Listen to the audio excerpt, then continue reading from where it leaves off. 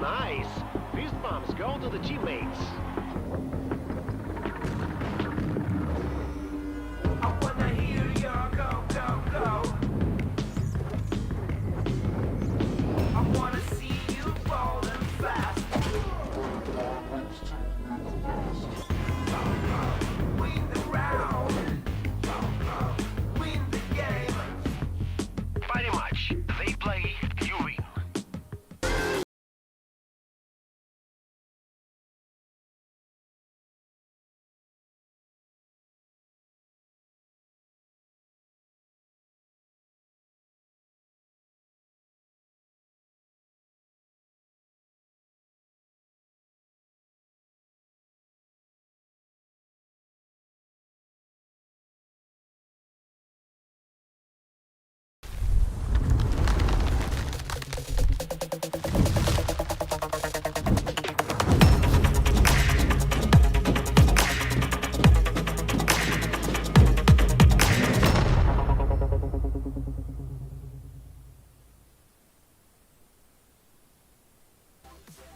Hello and welcome to the European Development Championship, brought to you by Gaming Malta, home of gaming excellence. I'm Tom Biz and I am joined by Mitch, man. I remembered it this time, Mitch. You proud of me? I got Gaming Malta right. You know, it's really tough to remember two words, one of them being gaming and one of them being a place. It's tough. Like, hosting is a difficult job, something I'm evidently very, very good at. How are you doing this early morning? I've heard that you decided to get up extra early because you were so excited for this match.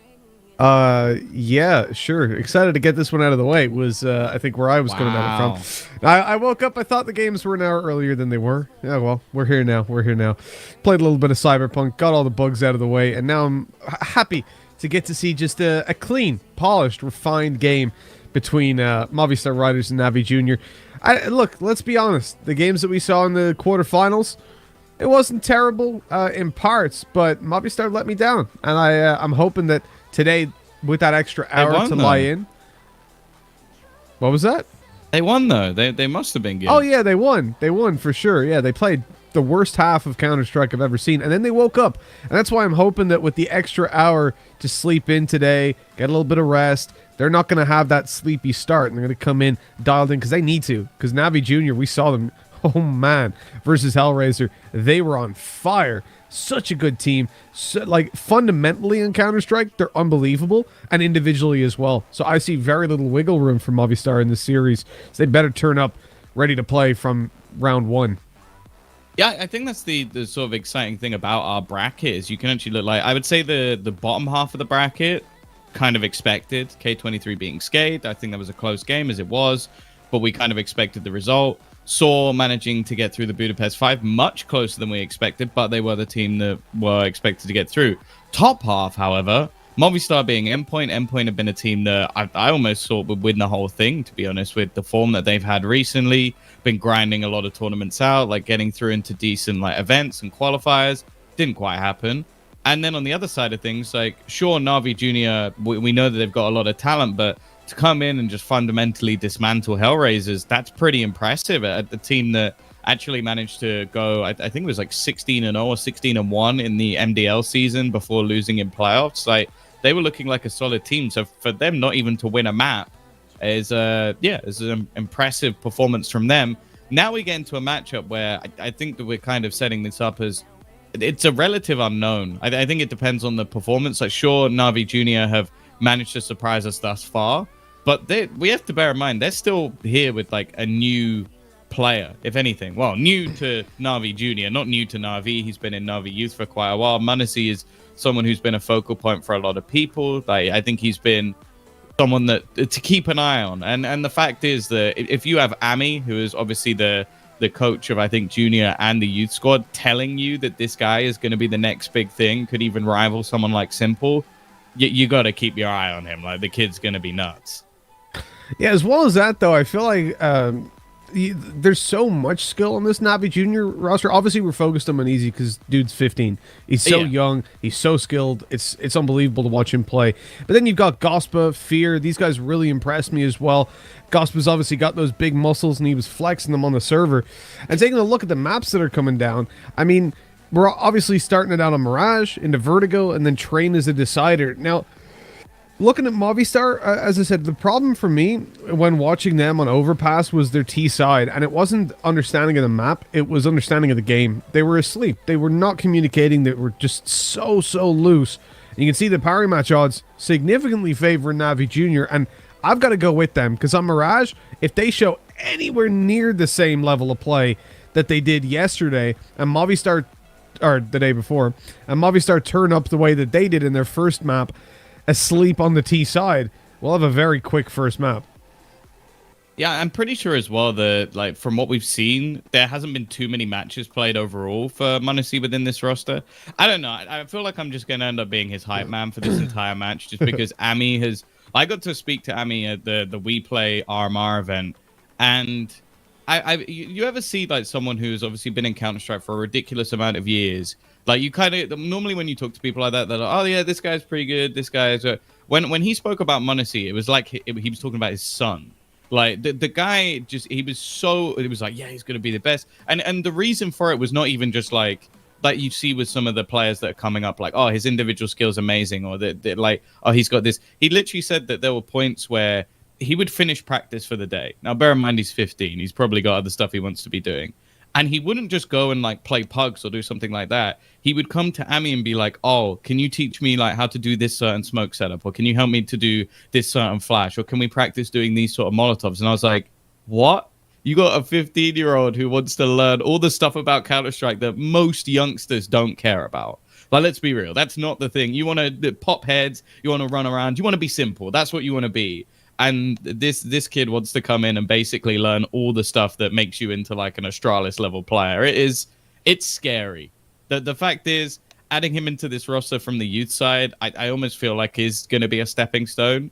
And, of course, there's a hell of a lot of pressure on his shoulders. I think that's the terrifying prospect. But that's the whole thing with NaVi Jr. and NaVi Youth. And this new Astralis youngsters team that's coming up is, like, you've been put in a position where you have got a lot of pressure on you because you're expected now to be the stars of the future. And it seems like some of them just relish it. Yeah, I mean, look, some players do perform better under pressure.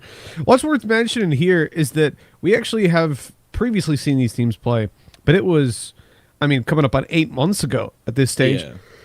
Now, when that happened, Movistar was still rocking with their old roster. They had Lowell perform massively in that series. Now, they won 16-6 on both maps, but Lowell currently doesn't even play this game anymore. I was about to say, of course you bring up the Valorant player. Yeah, I'm bringing up Lowell. Because when he was dropped... He did pretty well, didn't he? When he was dropped from this roster, I just remember tweeting out, like, dude, you're literally the best part of Movistar Riders, in my opinion. What the... Who took too many drugs and made that decision? And then you've got Eastor. He wasn't a great opper. He was inconsistent. You're replacing him in here. Larsen's been doing okay. In the game I saw yesterday, at least, he was delivering. I wasn't upset with him. So, there's been roster changes, but obviously on the NaVi Jr. side as well, you've brought in m0NESY now into this series. They've had changes themselves, and we'll see what they're going to be able to deliver. The pistol round underway. Movistar, you've got a man advantage to work with, but Fear, oh my god, in with a double, tucked away, and although he's low HP, his teammates on the other side to try and grab a trade, and grab a crossfire actually from up on top of Palace and inside jungle. That's one way to pull back around for sure for Fear, but it's not over and done with yet. Yeah, that was ridiculous. Like, that was absolutely ridiculous. I even wonder if that was intentional with how quick those headshots were. Could say nothing to fear. Fear is here, but it doesn't quite sound quite as well. It's like being met by death. Not quite what you're hoping for. Now, for Larsen, getting back into this round is going to be difficult, but Fear is only on 6 HP, so it's mainly Topper that he needs to look to try and clear, who is the man holding a smoke and a kit. The time is going to become fairly awkward for him, though. 20 seconds up and coming on the clock, and actually, NaVi Jr. are playing this very intelligently. They're just not facing at all. They're not giving him anything. In fact, he's going to try and rotate through the B side. Topper has big-brained him all the way through, but he misses! He's missed the shot! He's played it perfectly, but then doesn't connect. That is upsetting, to say the least. Fear with low HP versus a Glock has to hit the headshot straight away or hope that Larsen completely whiffs it. Moving back over to the window, the timing could be perfect as he peeks out, but Larsen, he's biding his time. He's waiting for the jump out. Well done, well timed, and a 1v2 clutch for Larsen to pull it 1-0. Movistar Riders, they take the pistol round and start this map off with a smile on their faces. Well played by Larson, but you have to feel a little bit bad. I think Topper's going to be quite annoyed at that because in terms of their positioning, they did everything right. It just didn't hit the shots in the end, and a nice reposition from Larson to win them the round. So good start from the side of Movistar Riders to sort of put a focus on the other side as well. Like the pickups they've had are interesting. Like Larson going into this was not something I knew too much about, but Shox, that was a bit of a surprise because he came through. Obviously, previously being in Smash, playing with it was a fairly decent roster. And now he's been picked up into a team that was mostly Spanish-speaking up until that point. Somehow, though, well, I was going to say somehow, it's the CIS youngsters with Deagles. Like, I'm not entirely surprised that they're doing quite well. Yeah, you'd be surprised if the Deagles and CIS weren't the ones showing up. We saw it yesterday from NaVi Jr. We're seeing it again here in Movistar Riders. Well, they've got to clutch it back. They still have their 2 AKs to work with, and that's what picks up a kill. But Capacho is very quick to trade that one out. He's over on the A side, shredding them as Fear. Well, he's not long for this world with his low HP, but it's a 1v3 that Alex still has to win with low H. All right. He was low health, swinging into a scout, and it didn't matter because he wins the fight. The flash, well timed. To make the player turn. One hit to the body is all that's needed, though. NaVi Jr. just need to tap his legs with the Deagles, and he'll be gone. Alex moving over towards mid. Is the bomb is down in connector, right? Left side, Yeah. so that's such a problem. It's been spotted by Capacho. You can see it there. And it's... all right. Well, Okay. I was kind of building to the fact that his teammate could swing with him after they'd spotted him, but he did that, so fair enough. I didn't get the second AK, unfortunately, but it shouldn't matter too much. We are going to see Movistar actually invest back into this round, maybe see a little bit of money saved. I kind of hope so from Larson, just to give himself the opportunity to pick up the AWP a little bit later on. Other than that, though, it's basically the worst start you can have for Movistar. They win the pistol, they scrape it through, and now they've been wrecked by the pistols of NaVi Jr. Now, they are going to try and rush down this B site. Couple of players here. Good incendiary thrown out by Topper. Will deny them that extra space, even saving his teammate who was completely blind. And now the cavalry has arrived. They have got the full rotation of the squad. Chances of this round diminishing every second that passes. And it will be Gospa. Well, how do you say his name? Yeah. Gospodarov. We had this the other day. Sorry, with Jackie. I just went with Gospa pretty continuously. Ghetto Gospa. Gospodarov. Yeah, Coolio's not in the server, unfortunately, but 1.5 odds there for parry match swinging in favor of NaVi Jr. to take this map, and I can't say I disagree. This series, to me, on a surface level, is a 2-0, and that's in favor of NaVi. We need Movistar to step it up on levels we haven't seen so far, and the start of this map definitely doesn't paint a pretty picture. The Glock's rushing out to the A site. Capacho, he's swinging.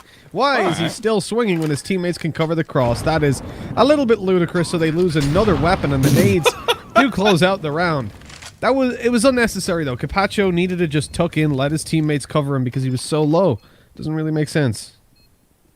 Yeah, I guess those are sort of like confidence peaks coming in at the moment from NaVi Jr., but I agree. It's just a weapon loss that wasn't really necessary. The fact is, though, their money is off the charts. That force by victory sends their money through the roof. They've been able to juggle around an AWP, get the rifles onto every remaining player, and it's going to be a tough start because even coming into this, there's going to be a piece or two missing, more so onto Larson with the AWP.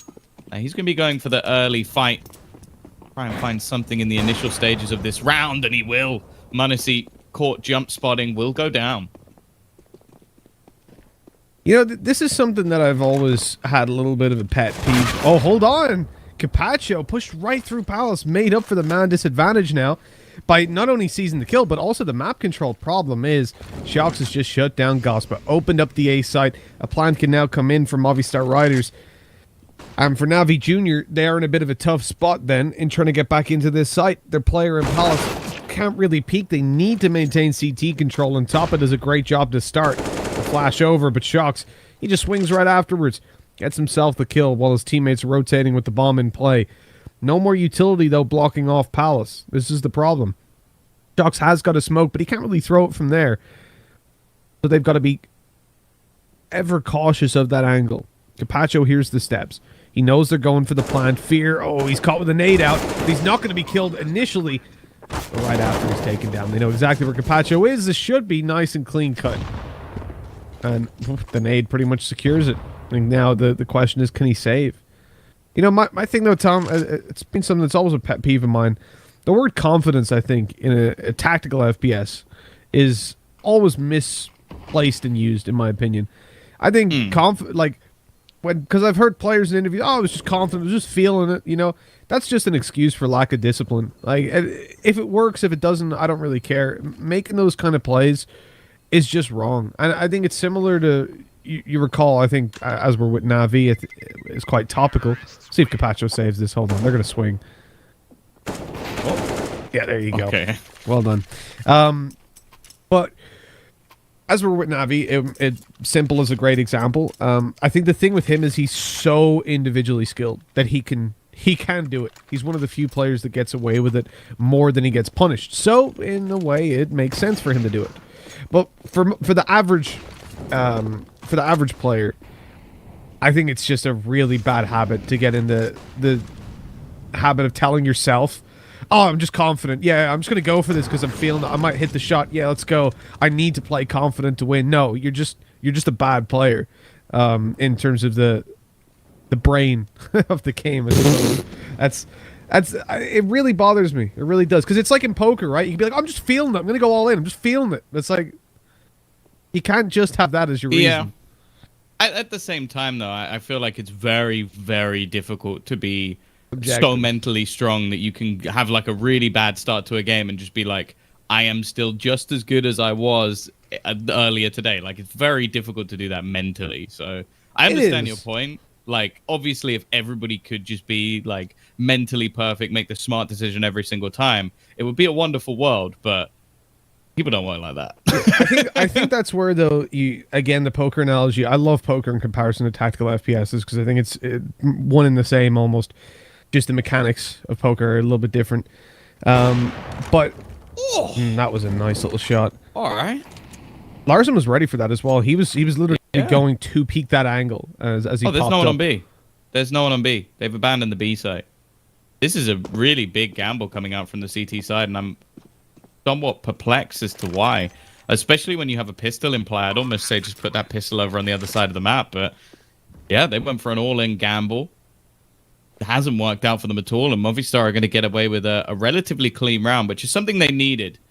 Sure, the last couple of rounds have built their finances up a little bit, but still had a few purchases to come back in. Now, for the CTs, if they can save everything here, the buy into the next round would actually be pretty decent. Munacy would be struggling a little bit more than everyone else, but there is going to be a hunt coming in, and Shox is going to be the one to do it. He's had a good start to this game, winning them one of the rounds at least with a 3K entry into the site. Got the first kill in this round as well, and now he's on the hunt. Now, the AWP is waiting on the angle. I would almost say putting that somewhere else might be the right idea. He's going to go falling back into the site or into the palace. I feel like that's almost a risk. That wall is actually very wall-bangable. Putting that spray down could have ended up with him getting wrecked. Now, we are going to see a secondary AWP in. Now, something I want to note, I highlighted Munacy as someone I want to focus on just mainly because of his age and talent. Thus far, he has been the entry frag, I think, in every single round that they've lost. So I don't know if he's trying to prove a point or something, or if it's just like the style of being a little bit more aggressive. But Shox has found an entry on him most of the time, and he's going to actually re-peek. This is very, very risky, but he kills off Larson anyway. See, we wouldn't have stuff like that, Mitch, if everybody played the numbers. I don't think that was necessarily a bad play, though. He just rang out the op shot. He had a teammate with a flash ready to cover him. And the fact that he swings through the way he did, they're not going to be running right back around that angle. Not after the way that player fell back. So he had a little bit of time to make that play. Look at this push out, though. Mopaz on the site, trying to make a massive play. So much space opened up for his team. And he shuts down the bench player. They've got the site. They've got the op. And they might just have the round, even with Alex and Mopaz so low. Shox close to 50. But they don't know that on the NaVi Junior side. So they're backing out to save. This is a tragedy. Even that spray down that took Mopaz to 16 HP, one more bullet connecting, and NaVi go for this. And they probably win considering the health of Movistar. But because he survives, that's ultimately what ticks them over into saying, no, they've got the op, they've got the health and the man advantages. Let's get out of here. That's a shame. But yeah, I think they were quite surprised of anybody actually like pushing back through that quickly. Like Mopos just finds a gap in the peak, and he manages to find himself into the site without either of them realizing. So maybe some slight holes in the NaVi Junior defense in the early stages of this half. what I was saying though about the poker thing is like when you lose. So you made the point about when you have a really rough half, it's hard to keep yourself in it, right? And in poker, I think it's the same thing. Amateur players like myself, you'll lose 100 hands in a row, you're going to start to feel pretty deflated. And you can assess them, and you can mathematically prove you did the right thing, but it didn't work. And it could just not work. You can just RNG, you get wrecked 10, 11, 12, so on times in a row that you're in a hand. And it's hard to then go, no, you know what? I'll keep with the strategy because it is the right strategy. But that's where the professional level comes into it. And you need to be able to do that. Like, if you're not doing that, you're not really succeeding in every level of being a pro, as tough as it is. And I think that's as well, though, where we get into the whole, like, having team psychologists, sports psychologists on teams, all that sort of stuff to really help them. Because that's what poker players have, right? It's not just one dude with cards. They have a lot of support staff in the background when you're a pro player, a lot of education behind them. And I think that's what we need in esports, to push it to the next level, really. And that's what a lot of teams are doing. Like your Astralis, I think they were the first. And now most teams are doing it. Even in Valorant, I know there's a lot of teams that have those kind of support staff. So good to see. Good to see. I think it's just, for the moment, I understand. Obviously, we're all human at the end of the day, so those mistakes do happen. But you got to be able to appreciate that your strategy is the correct one, stick with it no matter what. That is not the correct one there, though. The flash around doesn't catch Steel, a little bit too deep. He's good for a frag. Mopaz as well. And again, the site falls so quickly. Movistar, they had a very sloppy T-side on Overpass yesterday. I pinned it as the worst T-side I had ever seen. And now, they've come into today, dialed in and ready to go. This is looking clean, Tom. Yeah, they're picking NaVi Junior apart at the moment. It doesn't seem like they're necessarily having any opportunities to trade a lot of the kills that are coming in on the openers. So it's looking very good. And again, like we've got a couple of players that are sort of stepping up to the mark. A good start from Shox, Mopos as well, starting to come into his own. This round, Steel picking up the mantle. And on the other side of things, it's pretty been going fantastically well. A lot of saves having to be brought through. And not getting anything done with the weaponry that's kept forward. Back to the pistols we go, and I wouldn't even be surprised if somehow this was the round that they actually managed to win. Well, talking about winning, Tom, our viewers can win. If they go over to Hellcase, you can get plus 70%, or plus 70 cent, excuse me, not percent. Jeez. On your first purchase, and then 15% on your refills. There's a code you can use. Go down to the banner below in the Twitch description. You'll find all the info on that. Plus a link to make your life easier, because we don't want you typing it all out. That'd be too difficult. Yeah, complicated stuff. Well, the money's starting to build now for the Movistar Riders, and Larson is going to catch the aggression of Fear. Didn't quite work out for him. And I actually think that one of the things that Movistar really struggle with is if a team has more like sort of patient crossfires. Like Movistar seem to set up in a way that a lot of the time Larson is just going to be waiting on angles for people to peek. He's not the most aggressive of AWPers, but a way that he can succeed quite heavily is if you're going to keep peeking into him. Somehow, though, Pacho has managed to find himself a pick, but he's not going to get anything more. As said, Larson, he's always waiting. He's always lurking, watching for anybody to peek. That's just the aim of the game. Somehow Manassi has managed to kill him off anyway, and even going to try and juggle a weapon up to a teammate, although the teammate has gone pushing in with a P250 instead, keeping this one close. The flashbang actually helped from Shox, but somehow Gaspar manages to get himself the kill anyway, leaving it all onto one. And, well, it's happened again by the looks of it. Unless Shox could hit a pretty ridiculous shot, the Molotov not going to clear him out at the angle. Gasparda has already moved himself back and will close the round for his team as well. Good round from him. He only had a P250 and he manages to get 3 kills. Yeah, unbelievable. I mentioned that towards the start of the game, right? Gospa's been pretty damn impressive yesterday.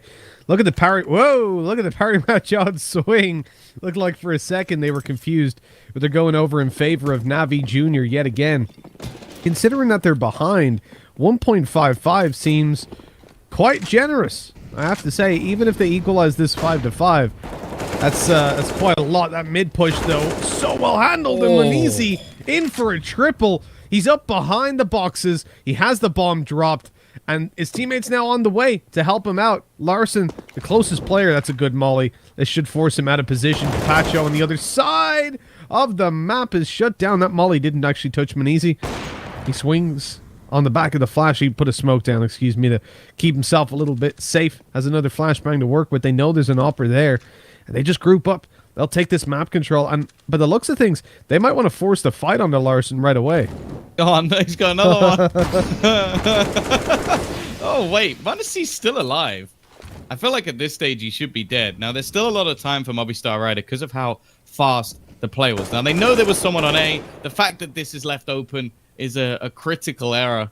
Gospada, trying to help his teammate, ends up actually throwing away his life. The smoke has actually somewhat helped out Manisi staying alive a little bit longer, but he's wary. He knows that there's players coming in behind. He still gets the kill onto Larson as well. Finally stepping up into the map. Gets a 4K in this round. And it will now be NaVi Jr. evening things up and starting to put the pressure onto the money as well of the T side.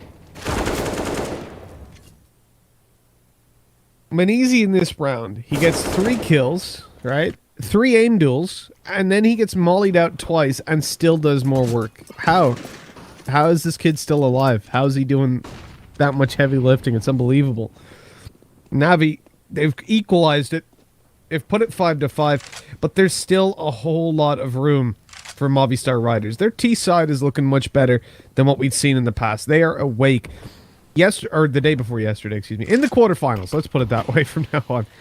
It was Mopaz. It was the Mopaz show. He got 30 kills on the first map and close to it on the second. Bring them across the line. He won out 1v4s. I think he had some aces as well. He definitely did. He had some aces too that won them rounds that otherwise they would have lost. And otherwise would have lost at least a map in that series.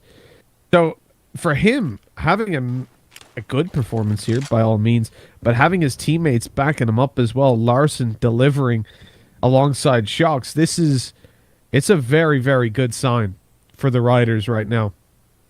I mean, I'm happy to harp on a team when they're doing bad, but we've got to give them credit when things are going right. And what's going right for them this time is the mid control. They've gotten all the way down towards the bottom of mid. They've claimed that map control. They know B and Palace are completely clear because they've got players posted up there. So their options are wide open. The only problem for them is that clock is running pretty low. Yeah, I actually really like this. This was something I sort of mentioned just moments ago, saying that a lot of the way to choke out Movistar Riders on their T sides is just to not fight them. Like, they are very much reliant on players like getting aggressive shots. There's a ridiculous shot, though. And Steel has managed to open up the B side. Leaves it onto one man, Topa, trying to hold the line. He spotted a man at the back, but he is dead. There is no way he survives this. 9 seconds left. Their B site hold has been a trouble.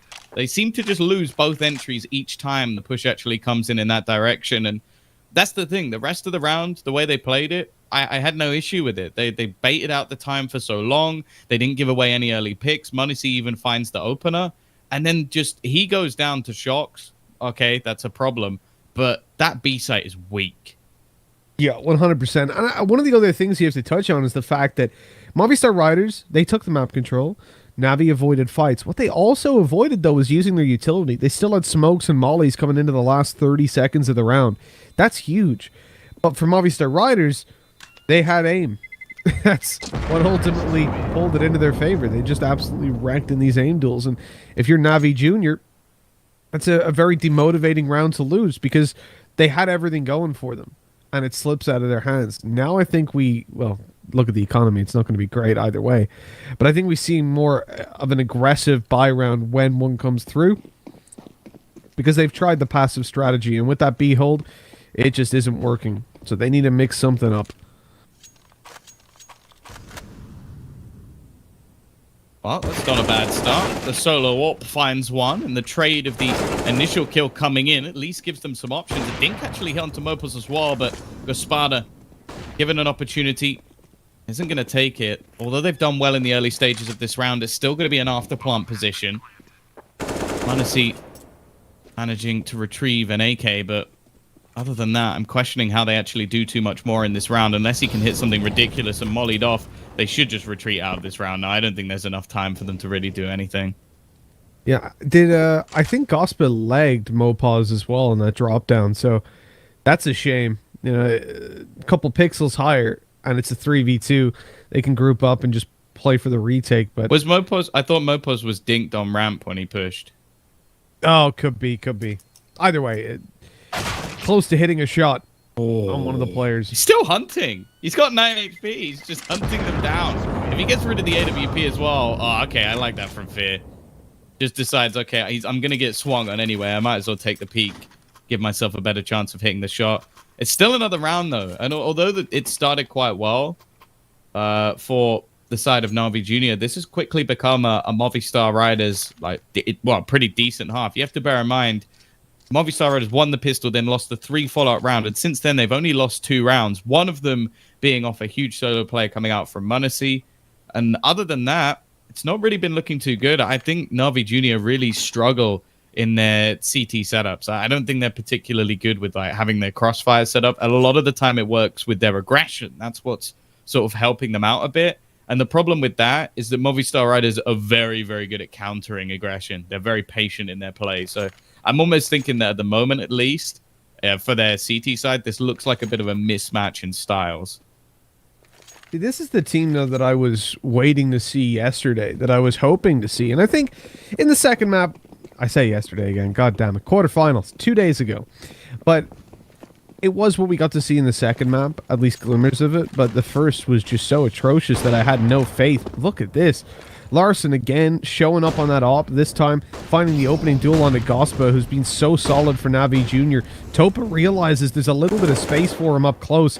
Mopaz out on the site. Oh, they're still checking it. Why are they still checking it? Oh, Topa's going to be so enraged by that.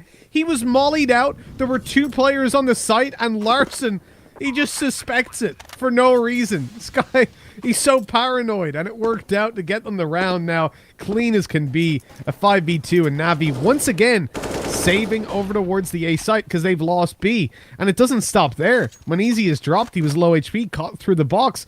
Capaccio all by himself.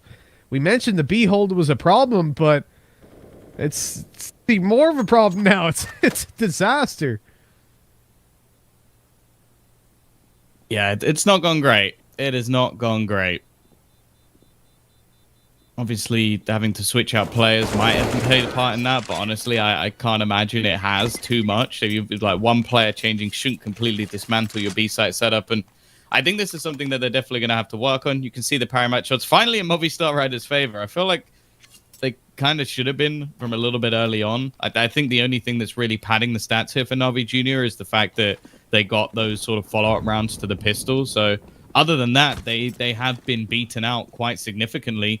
And once again, they're back to pistols. Now, Mitch, 2 of the rounds that they've won, other than the follow-up round, have been based off pistols. And you never know. Maybe it's about to happen again. Munisi can't quite connect, but Gospada managed to find himself one at least.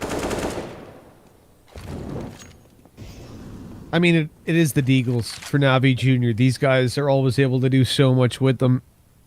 The CIS region, the CIS special, but the timing on that is perfect for Mopaz.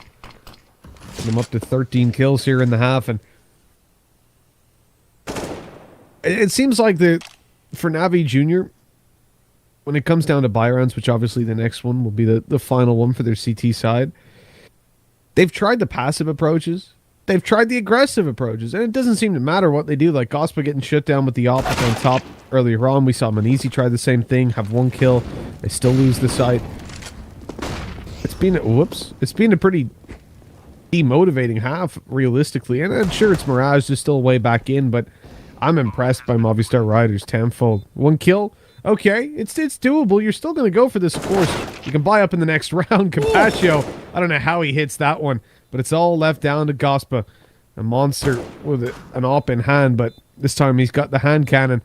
And he gets tagged up to start it off, missing the second shot. And as he jumps out, there's a crossfire here. Easy as you like it.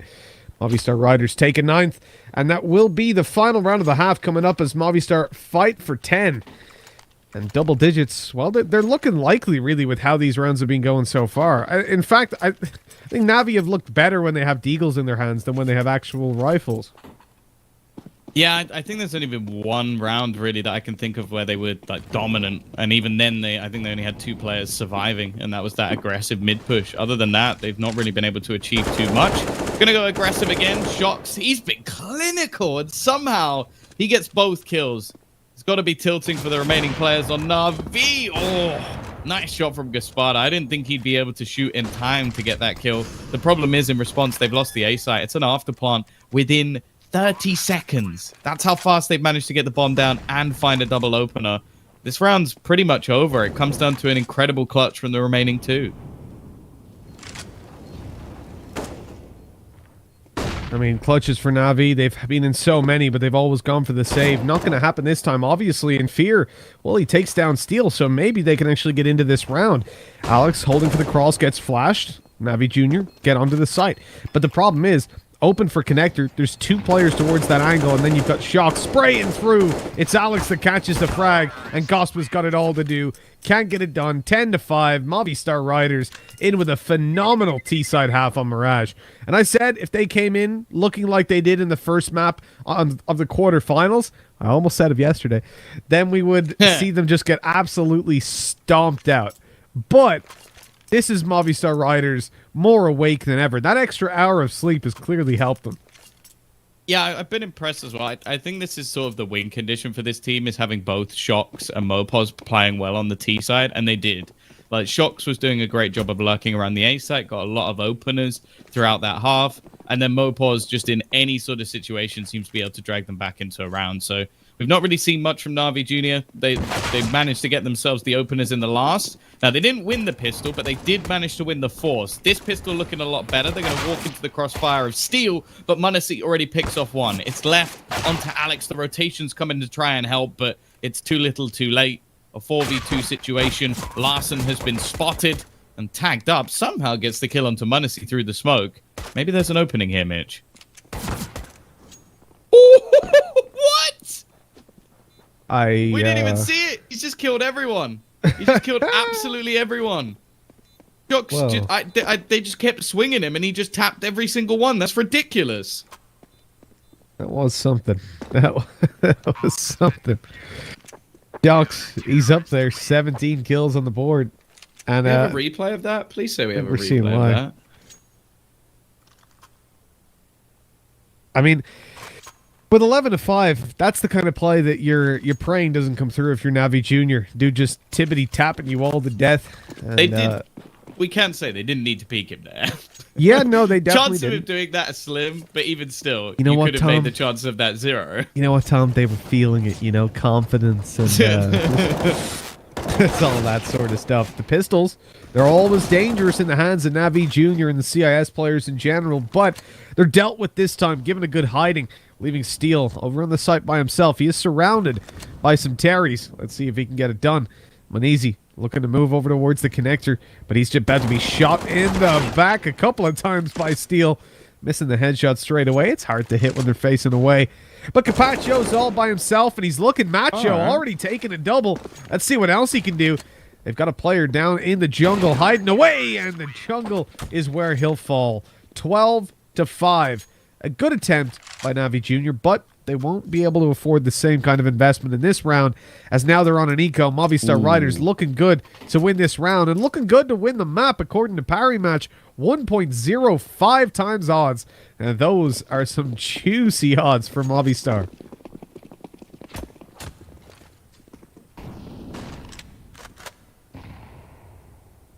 Oh, we're back to pistols, Mitch. It's been one of the sort of saving graces. I don't think that's quite what they meant to do, but you know what? They've dinked up Larson anyway. Got themselves a cheeky peek into mid and taken some map control at least. Also see a lurk on the ramp as they do look to try and wrap around into this A site. The problem is with spotting that ramp player and finding a kill in middle, the chance of a wraparound is slim. Fear will at least drop one, but the thing is, at this point of the match, sure, it's nice to make things a little bit more costly, especially going into your buy rounds, but you need to be dropping, like, I would say 3 guns here to make this realistically a worry. In fact, they only get 1, and 13 to 5 Movistar Riders. They're looking impeccable, and I sort of looked at this match, saw the last time they played, which, as you mentioned, was a while ago, and I was thinking 16-6. No way that happens again. Well, at least on map 1, it's not looking fantastic.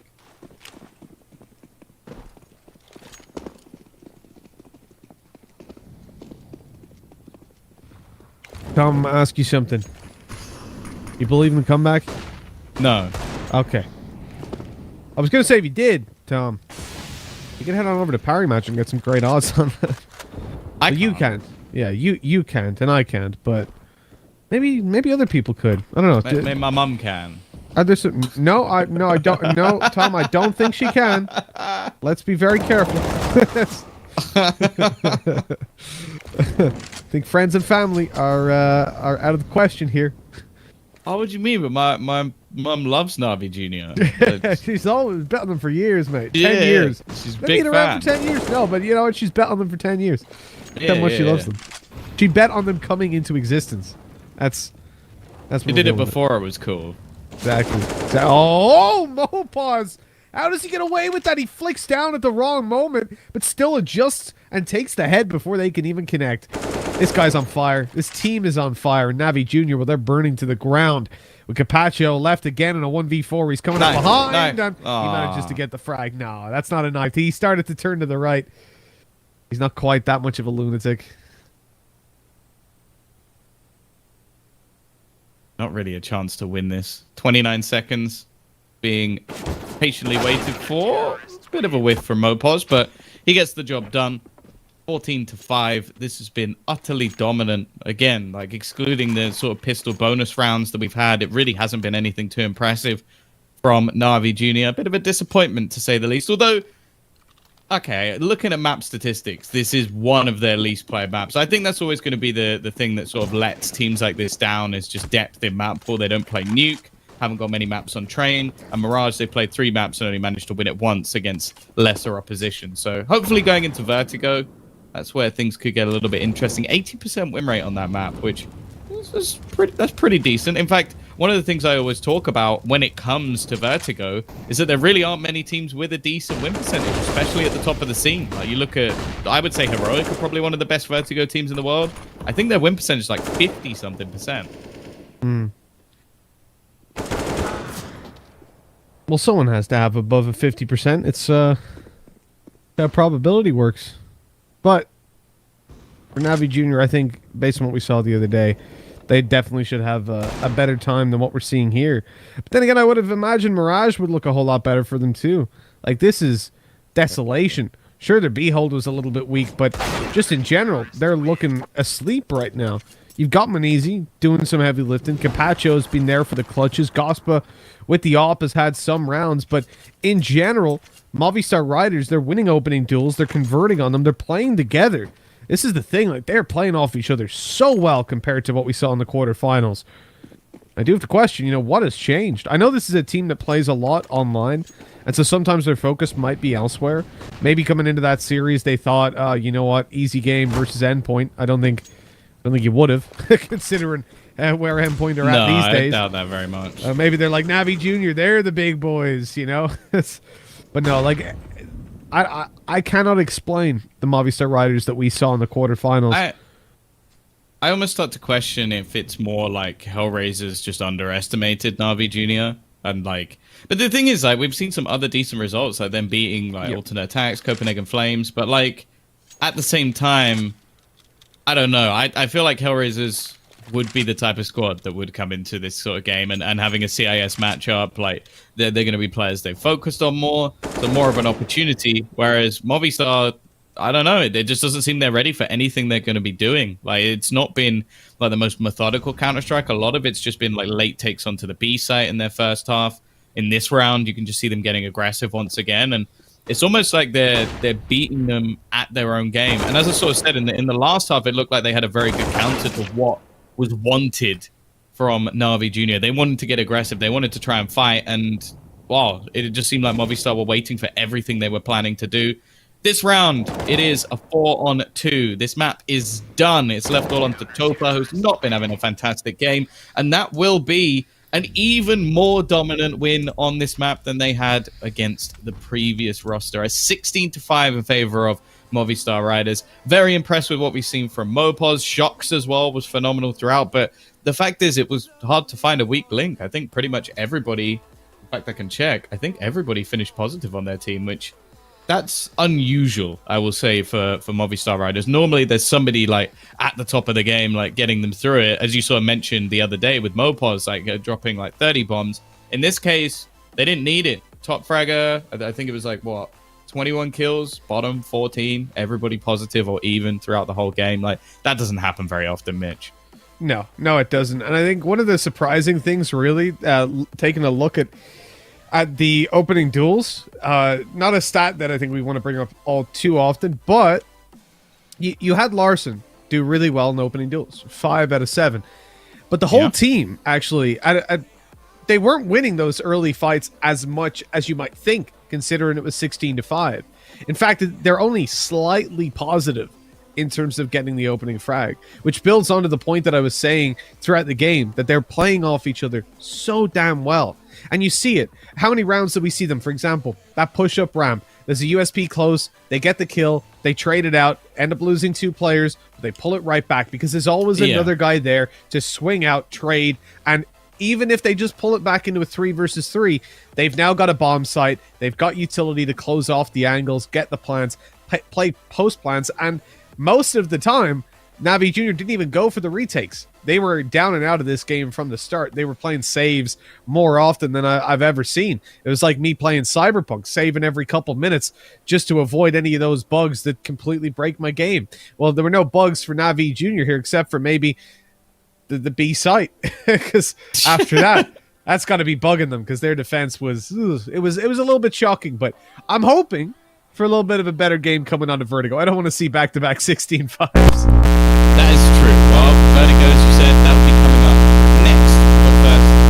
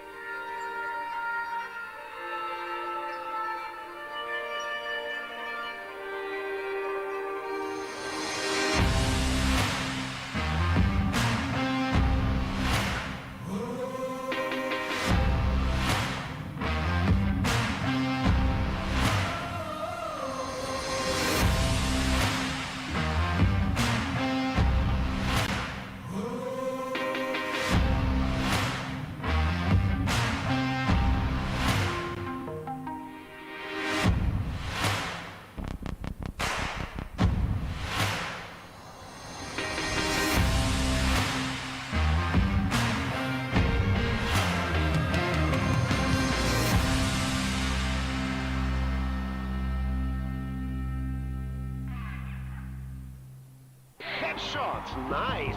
Fist bumps go to the teammates. I wanna hear your go, go, go. I wanna see you rolling fast. Win the round. Win the game. Pretty much. They play, you win.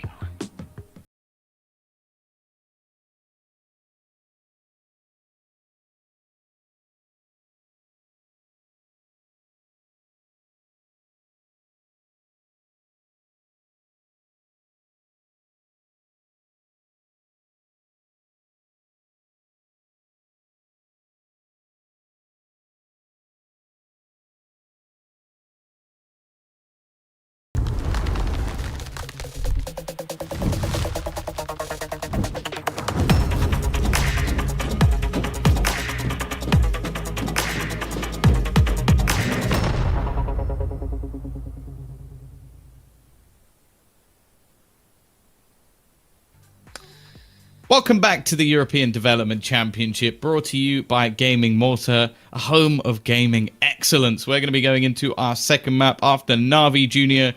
got bodied. If you're a NaVi Jr. fan and you didn't witness that first map, feel lucky, because realistically, there was not much to really write home about. Muncie with 4K, I guess, could be one of the rounds. They won a couple with some pistols, but only 5 rounds went in their favor. Mirage not looking like a particularly good map for them, which is a bit of a worry for me, actually, Mitch, because they're a CIS team. If there's a CIS team that can't play Mirage, good luck playing in like the RMR events and stuff like that in the future, because that map is going to come up 100%.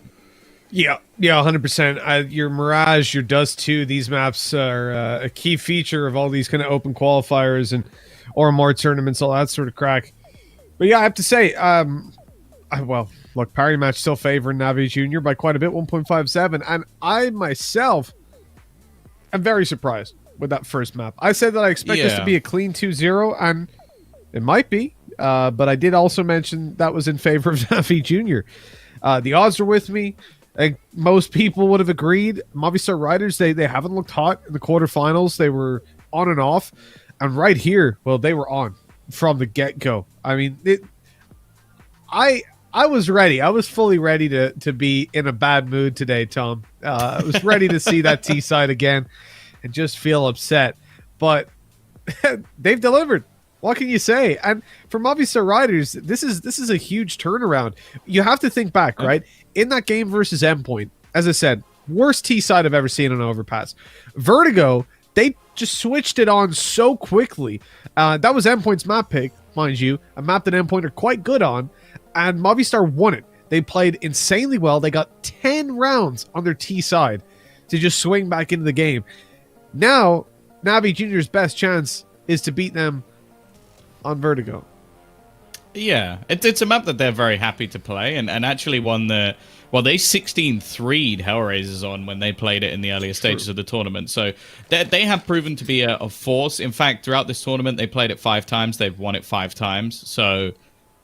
fair game, really. The teams they've lost it to: Gambit, respectable, and the ex-Mustang crew, which maybe not so respectable. I'm not going to pretend to know much about the ex-Mustang crew, but I didn't know the Mustang crew. So to be the ex-Mustang crew, it's not the best of signs. Well, I'll give you that. Yeah. They're just throwing decoys at the player sandbags, and then they've not. Please tell me they're going to clear sandbags. They're not going to do it. They're not. They're going to leave Mopaz completely unchecked. No! There's one, and they still haven't turned around. This guy's firing off a pistol, and no one's even paying attention to him. Oh my. Okay, so these guys must have grown up in the ghetto. I've never seen anyone ignore gunshots like that. I think they went for the like. As an idea, if they're doing what I think they're doing, it's kind of big brain, but it backfired. So, like, I think they threw the decoys over the top, because if it hit him, then it makes a sound. But because they both missed, which I'm assuming doesn't normally happen, they just go, that's clear. But I don't know why you wouldn't just send someone to run around there anyway, just to make sure. Like, if there's no one there, you might as well just run around there, rather than just leaving it completely open. So I can kind of understand why it happened, if that's the plan. Like, okay, it hits him, it makes a sound, we know he's there. But that is a really big problem if it doesn't go their way. And surprisingly, the odds are still in favor of NaVi Jr. I suppose that it's just a map winner, and this is one that they're very good at, as said. But a very good start for Movistar Riders. First map, they were dominant. I would say that, if anything, I would slightly favor them at this point.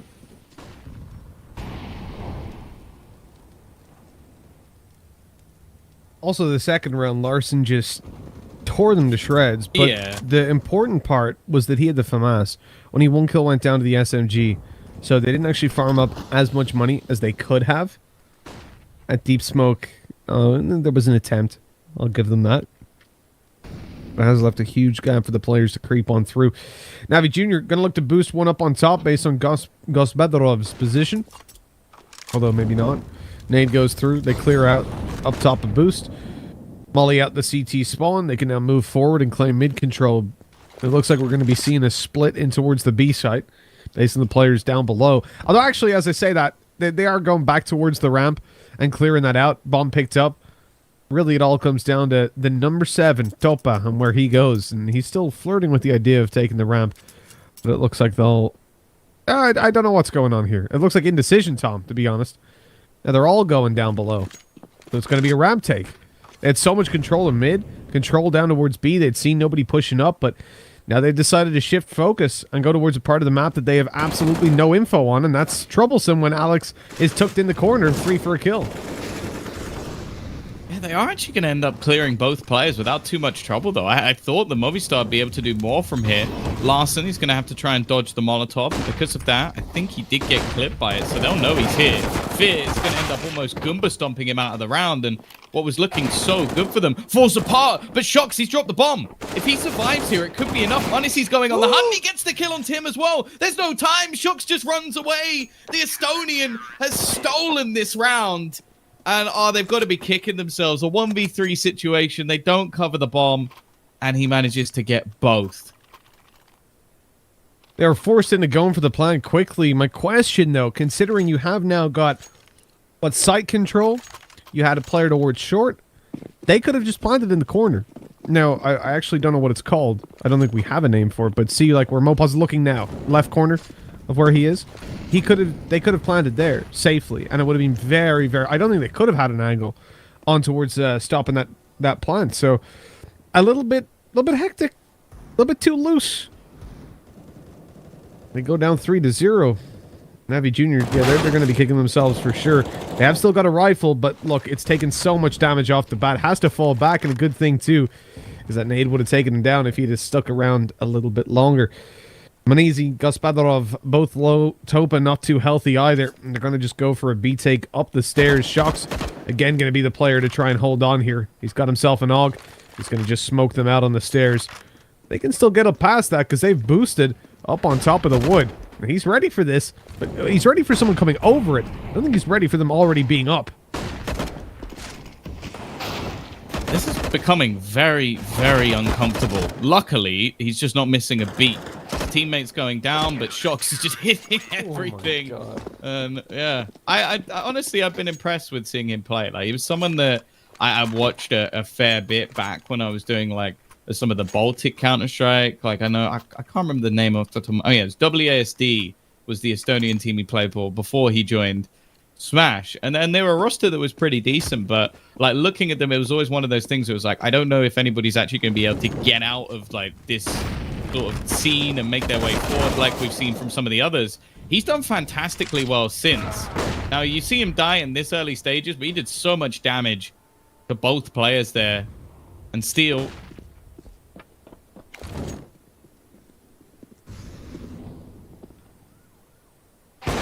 Steel just mopped them up, right? Larson in with another Topa down, leaves a 4 versus 2, and NaVi Jr. And give them a man advantage within the first... Tom? Hello. Hello. I think you died. Yeah, I DC'd for a sec. Okay, there we go. I was, I just heard you go. You just went, and Steel. I was like, yes, Tom, Steel did get kills. Okay. And you came back in later. I was very confused. The glory of online broadcast, Tom. I love it.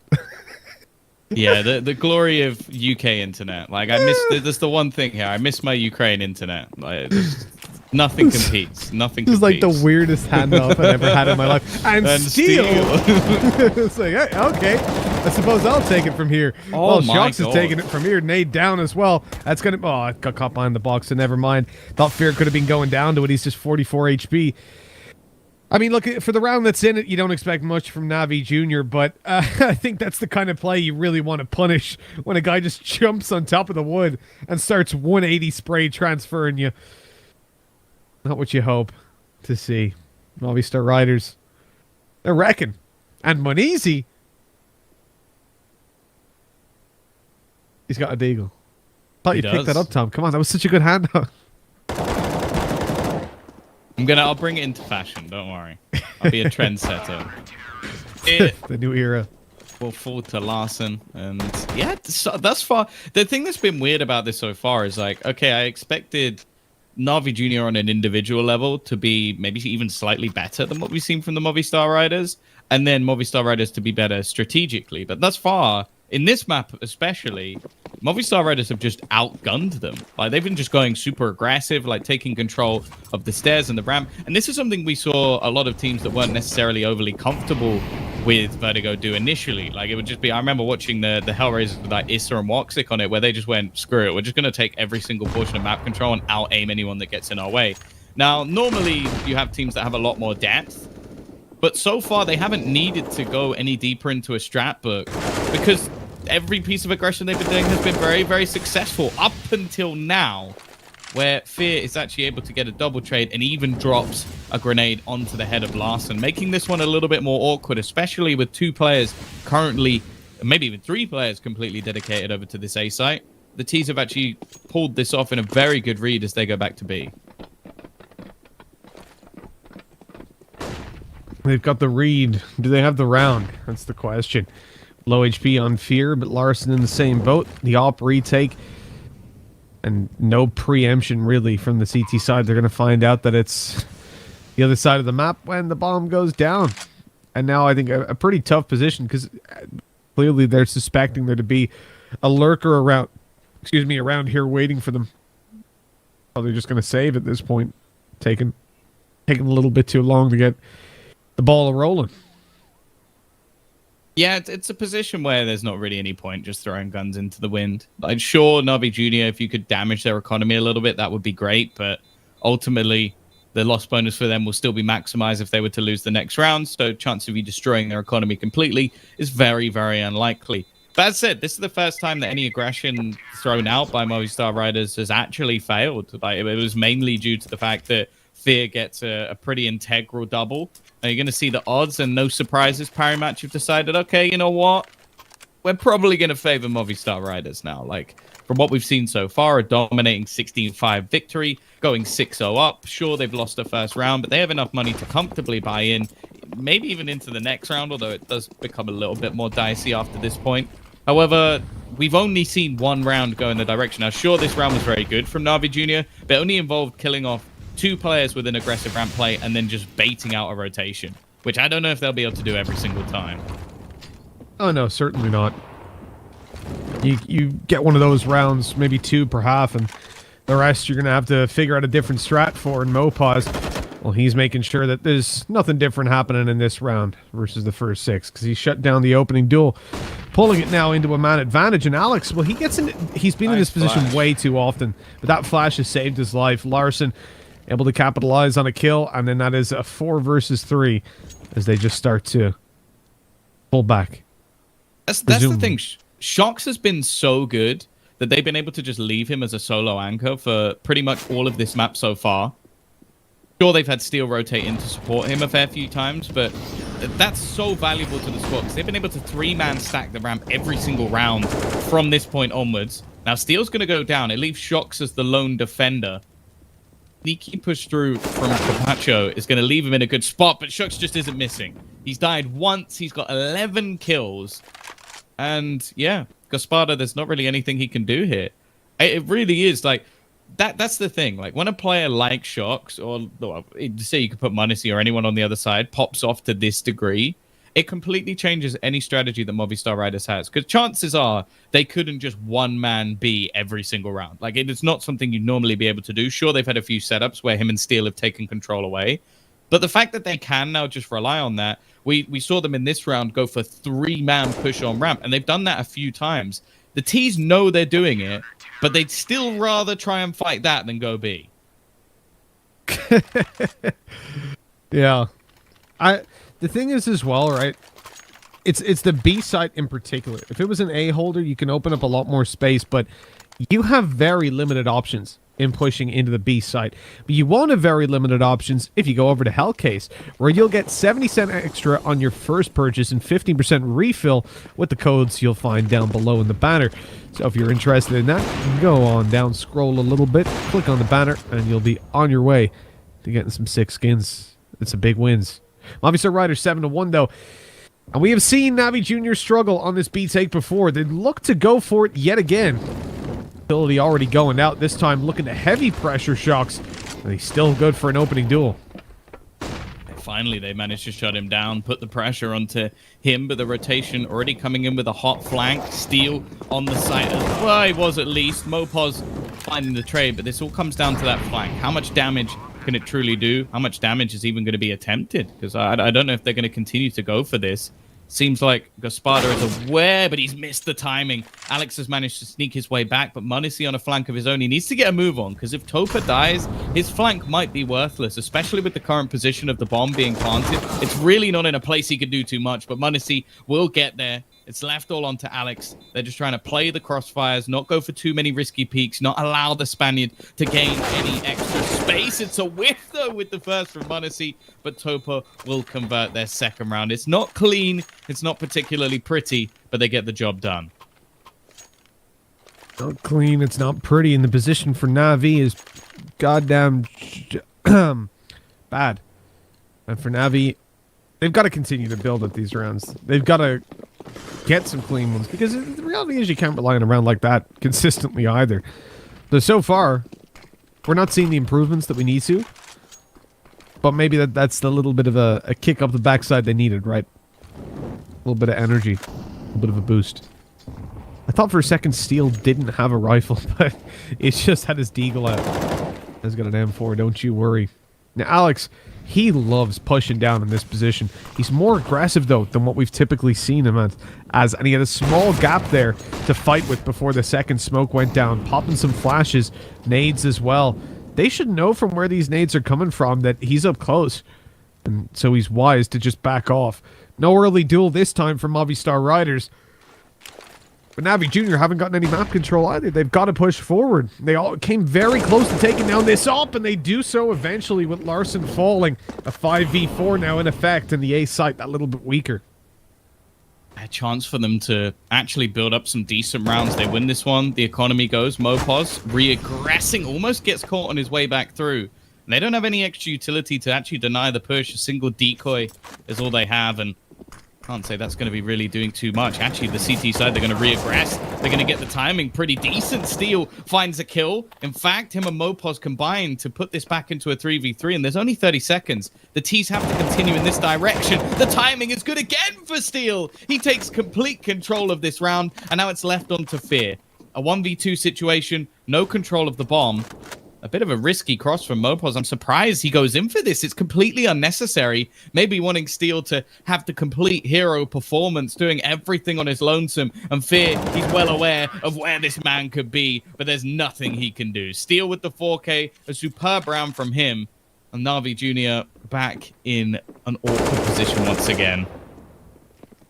Again and again, this seems to be coming through, and you see exactly what we were saying, right? That it's not... It hasn't been clean so far, and it needed to get that little bit better, but it ain't happening. Not for now.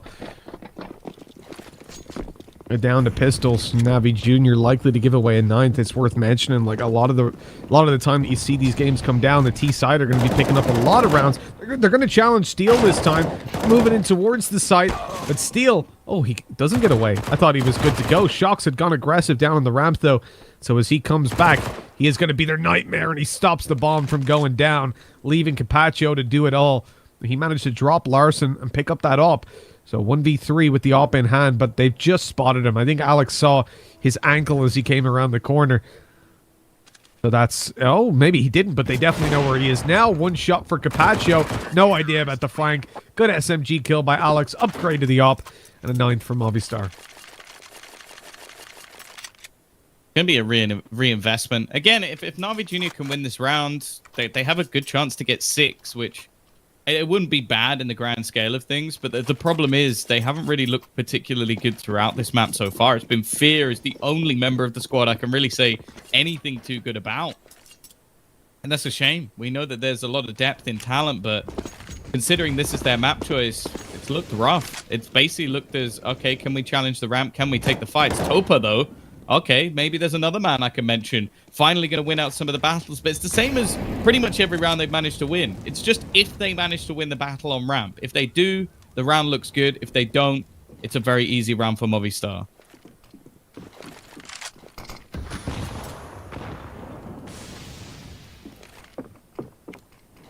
It's all about the ramp from NaVi Jr. I think it's almost fitting. They've been rolling down a ramp but failing the snowball. In a down... Whoops. Been downhill. Ever since the start of that first map. But at least here, they pick up another. I mean, Movistar Riders, despite the fact that they're 9-2 up, they haven't been that clean. Especially with the losses in the previous round. So the save comes through 100%. If you're NaVi Jr., you know you're not going to be happy again with 3 rounds. You're going to need to build it all the way up to 6. This has to be flawless for the next 3, and it's a pretty big ask. Because realistically, sure the T side is favored, but when you can't go B because of Shox, what do you do? Ramp aggression is only going to work a certain amount of times, but we did see a lot of success for them on the mid push. And I do feel like that's a part of the map that they're almost neglecting. So far in the majority of their buy rounds, it's been, let's push up ramp, let's push upstairs. But the mid control and the mid splits, the pressure is never really there. And Movistar even going to call a tactical timeout with a 9-3 lead. I really respect this. This is the right move for sure. Yeah, I think a tough decision to do with their finances as well going into this round. Like Shox is left with very little cash in the bank going into a rebuy for the next, and the rest of the team are not going to be in the greatest of states either. So I'm assuming this is a decision of whether or not they go for some sort of risky force here, try and get themselves some extra rounds, or if they are just going to straight up eco with the rest of the players and hope that Shox and Steel can do enough, which, to be fair, like, bear in mind, Steel not only has 12 kills, he has 11 assists. Has probably done a ridiculous amount of damage if we go over to his ADR statistics, and they've been the two that have really been shining throughout this map so far. Not going to be in this round, though. Gaspana, he's going to win this one, get that opening pick, find the man that is one of the dangers for a reason. In fact, Steel has gone down as well. So that's both weapons dropped to the floor. Even with one being retrieved, the remaining players don't have any armor.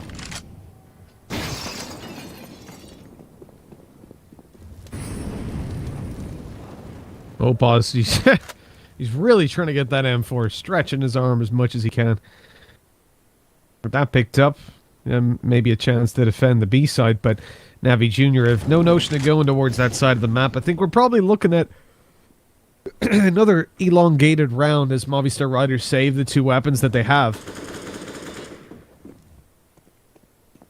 Would still be around after the next one, which they'd like to have that little bit of bonus cash for, plus the ability to buy an op would be potentially in play.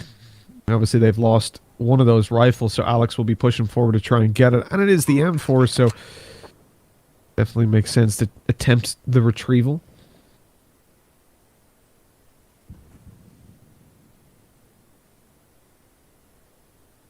It is looking like the potential of 6, though, for NaVi Jr. is possible. And considering the position the Movistar Riders were in not too long ago, like we're looking at a 9-2 scoreline, I think they'll be taking 6 all day long. So if they can pull things back, going into the CT side, it's not impossible. Now, Larson is going to retrieve himself an AK. He's going to try and throw out some utility, but there is plenty of time for them to try and hunt him down. For the T's, financially, going into the last couple of rounds, they should be in a pretty good position. So they can get rid of this gun, which they can.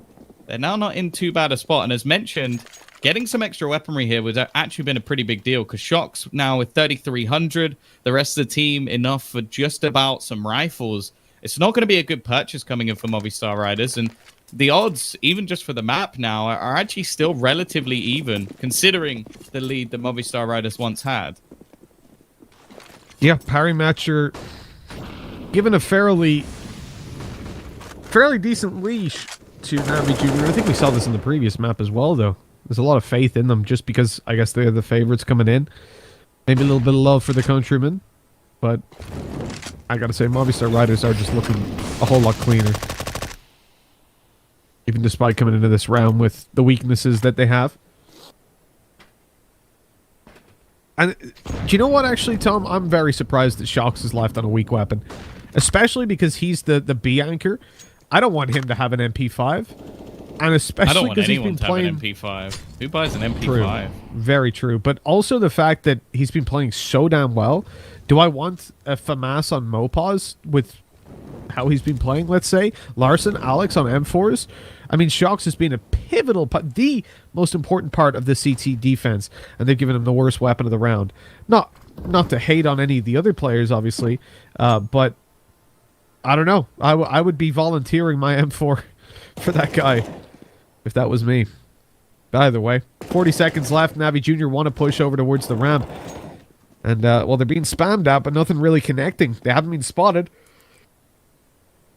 And so this is going to be a real surprise coming through, but that Molly will force a player forward and a nice fight for Mopaz, but his teammate fell at just the second that he connected the shot. Now the reinforcements are here, though. 20 seconds. NaVi Jr. cut this one close, and they get double sprayed down. Mopaz wrecking face, wrecking heads, and wrecking rounds as NaVi Jr., they just don't have the time. Mopaz has just gone ham. Like, he's stolen. What? He's just aced the round. This man going into this round had 6 kills total. He's now almost doubled that in one round. Absolutely ridiculous from him. A reason to have the rifle for sure. And, well, at this point, you have to look at NaVi Jr. and just go, okay, that was a round that you definitely couldn't afford to lose. You've given Movistar Riders the double digits they probably deserved. And now going into, what, the last round of the half, we could actually see a pretty decent buy coming up for Movistar Riders. If they'd lost that, they would have come in with just some SMGs. I think the logic of having Shocks on the SMG was that Mopaz is a beast. No, but what they were actually going for was an aggressive push down B, but then I guess the counter utility that came through from NaVi, just watching the round back, when there was a flash pop through, they decided to abandon that, which is when we swapped or when I noticed at least we were on Shocks, and then that's where you start thinking, oh, well, why is he holding the site with the SMG? But it was because he had been pushed back by utility. The idea was to get aggressive control, leave him to solo it, and potentially sideswipe one. It makes sense. We have got a technical pause now for Movistar Riders. And, you got some tech issues and you got 10 rounds on the board. Hell, fair play. They've got to check Mopaz's mouse after that round just to see if it's legitimate. They're just like, what mouse are you using? Sorry, I'm just going to go on to a local business website and buy whatever mouse that may be, because clearly it has special features that, you know, the rest of us mere beings just can't know about. You could use that for a little bit of our Valorant games. Can we start talking about the stats of our Valorant games? Oh, Tom, I don't know why you're talking about Valorant stats here. We're all about Counter-Strike. And if we want to go on HLTV, what's your HLTV page, Tom? It's infinite, because It's I've never played a match, so it's sort of like... it doesn't exist. It could either be that I am the greatest player of all time, or I'm as bad as you. So, you know, technically, I would say that if you average my rating out, it's about the same as Simple. I mean, I'm just saying I've got a 1.15 rating. If we're talking about Counter-Strike, that's all I've got. You know, that's the only official stats out there. So, Monesi's 15, and his is better than that. So, you know, like, that's not very good. That is true, which is just ridiculous. Absolutely ridiculous. Might not be after this game, though. I mean, it won't affect it that much. I don't know. I can't remember whose rating it was, but I saw it go up by like 0.1 or something like that. Also, Monesi doesn't have that many games on record, so it actually does make quite a difference. Like 1, 2, 3, 4, 5, 6, 7, 8, 9, 10 games over the last few months. His exact rating is 1.15. We're matched. I am Uneasy. It's okay. NaVi, you got my number. Mine says 1.16. But I guess after that last map, it went down by 0.1. Yeah, I guess so. You might be better than him by the end of this one. Might be, yeah. I'll call up NaVi Jr. Davai. I don't think you're going to fit in I think there might be an age cap. And, I don't think you're young. I'm definitely not. And although Banks probably thinks he is he needs NaVi Senior. That's very true. Coming soon. Oh, the little flank play by Fear. He's managed to drop down undetected. Steel left a gap. What? And he's been wrecked as well. Now Shocks, the lone defender, is just dealt with so quickly by Capaccio. Capiche kaput. That is where Movistar Riders are going to be ending on for the half, unless a massive play comes through. Gospavarov. Oh, okay. He's dealt with. Mopaz. Maybe I should never count this guy out. He's on for the ace. Already got 2 kills. And they're still rotating towards this site. Monesi tucked down below, goes back up through mid, and he's managed to just about evade them. I think Alex has heard him running back. Oh, hold on, he's coming back up, and there's the swing by Alex. Takes him down. Molly not quite placed in time. They thought that they were already on site. 4, 3. They haven't planted. Oh, they haven't planted. Oh my God. Did his incendiary actually stop them? He intentionally just sacrificed his life just to throw an incendiary so that they couldn't plant. That might be the biggest brain play ever if he did that intentionally. I don't think it stopped them though. I don't know. I need to watch that one back from their perspective. That was ridiculous. Either way, Jesus, they should never have gotten away with that round. A 2v4 and they lose it. I think they tried to go back to A, but then realized they didn't have time. I think that's just an awful mid-round call that's gone terribly wrong. But yeah, that should have been a 10-5. It's now an 11-4. Monesi's angry. He's going to go pushing, getting aggressive, taking fights. And while his teammate's gone down in response, however, it still keeps them with a man advantage for now. B side, though, going to go barreling into the A side. I like this. They're actually being relatively patient on the CT side, waiting for everybody to get into position. The T's, I don't think they expected that many people to be there. Well, it doesn't matter. Whether they expected it or not, they got it. And some Movistar Riders lose the round, having ran into a few too many of the opposition. 11-5. And it shouldn't come as much of a surprise. The parry match is favoring Movistar Riders. What does come as a surprise, though, is that it's so little, really. 1.35. Movistar now on the favored side of the terrorist. And considering how NaVi have been playing so far, I wouldn't really give them a lot of wiggle room on that 3 times odds. I'd go a little bit further. So maybe if you're a Movistar Rider fan, if you think they're going to win, now's your time to get in on the action. They're not going to win this round. At least if they do, I would be... my mind will explode. Be very sad. There we go. And they won't. they do get a kill, at least make things a little bit more costly for NaVi Jr., but at least those last few rounds they managed to get towards the end of the half, even if it was probably a couple that they should have got in response, like the round where Mopos aces them, they probably should have won. Also, that last round, they definitely should have won. So we should have really been looking at a 9-6 rather than what we ended up with in the 11-4. But they've got themselves the pistol round. Now comes the buy from Movistar Riders, though. This is where everything changes. This is where an opportunity for the T side to start things off strong. The aggression of m0NESY is going to garner them absolutely nothing. Definitely not been a game to remember from him so far. But at the same time, again, I'm still sat here just looking at Fear. I think he's actually the top fragger in the server at the moment. Considering the scoreline, that's even more ridiculous. The Shocks opens this one. Oh my god, how has Steel gotten away with that? There's still a player on the site, though. They've dealt with two, but they expect him. Capaccio, he's taken down by a blind Mopaz. NaVi Jr., I mean, it's time to turn from a CIS team into a French one, because I think they should be waving the white flag. This is looking like it's GG'd already.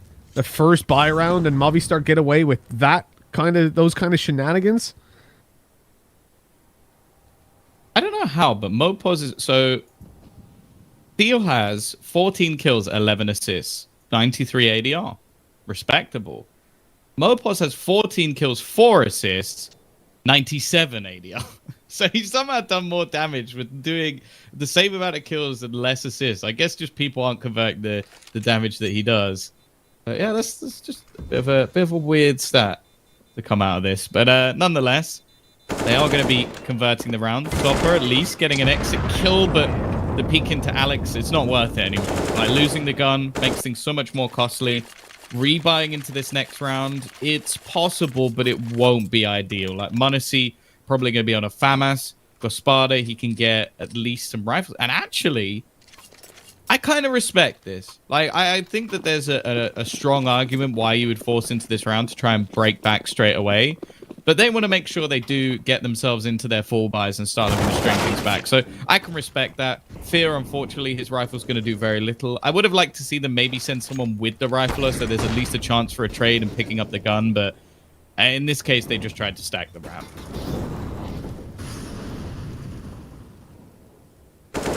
Oh, well, that's a little bit of an oversight, isn't it?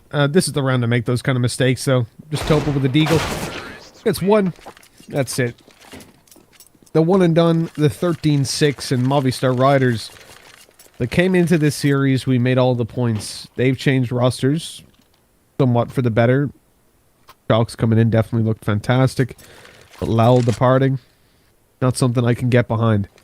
NaVi, this is since their last time playing each other. Not I was about to say, like surely week. You, of all people, should get behind it because of what he's done on the other side. Oh yeah, but I was 100% behind Lowell in Counter-Strike as well. I really loved him. I was working on the desk for the Hotshot series that he played in a lot back when they changed him. But NaVi Jr., you know what? If you guys are just passively watching this, you might not realize they full invested into this round, and they've managed to pull it back with 2 kills as I began that sentence, rather. So at least it's still doable. But look at Capaccio. Look at where he is. He's backed off now, playing in towards mid. So this is now leaving the side open a little bit. He gets back in time because of the utility thrown out by Movistar, but he's blinded and then taken down by Steel very, very quickly. A nade frag for Shocks through the smoke, the Kobe, to leave Gospodarov all by himself, and with nades flying and him on 9 or 12 HP. Keep doing it, Tom. Then his best option is definitely to save this up and give a 14 to Movistar. They're looking down and out right now. He can at least find a cheeky exit kill, but that's about all we're looking for. And he's going to walk straight into the hands of Shocks, who's going to kill him off with a Glock. So it has not got any better. He's continued his reign of terror, 21-9. A phenomenal performance from the Estonian and a fairly disappointing one from NaVi Jr. Like, don't get me wrong, it's great to see Movistar playing to such a high level, but it just seems like NaVi Jr. haven't showed up today, at least in the majority of their players. So looking like the semi-finals is all they're going to get to unless they can streak the 10 rounds in a row they need to survive in the tournament. or at least 9 rounds out of 10 so that they can get to an overtime. Still a big ask, and for now, they're making it happen because they've got Deagles in their hands, and they are clocking up frag after frag. Now, when Nade deals with one, looking for the double peek down towards the ramp. It's the USP bait for the Deagle of Topa, but no frag. They back off. Man advantage. Even with one easy low, the dude has a Deagle, so one-shot headshots are possible. Here's the swing Topa dealt with. Chances are starting to dissipate. Manisi's picked up an AK, but with his health, it's basically a Deagle. You want to move towards one of your teammates and give that over. In fact, he's beside Fear, but he's still using the AK. Oh, no, he's not. Never mind. Misread the numbers. It's a little bit blurry. The Molotov forcing one forward and just taking individual jewels. Larson padding the stats a little bit. Honestly, it's not a great situation, but he should just save. Like, hold on to the gun.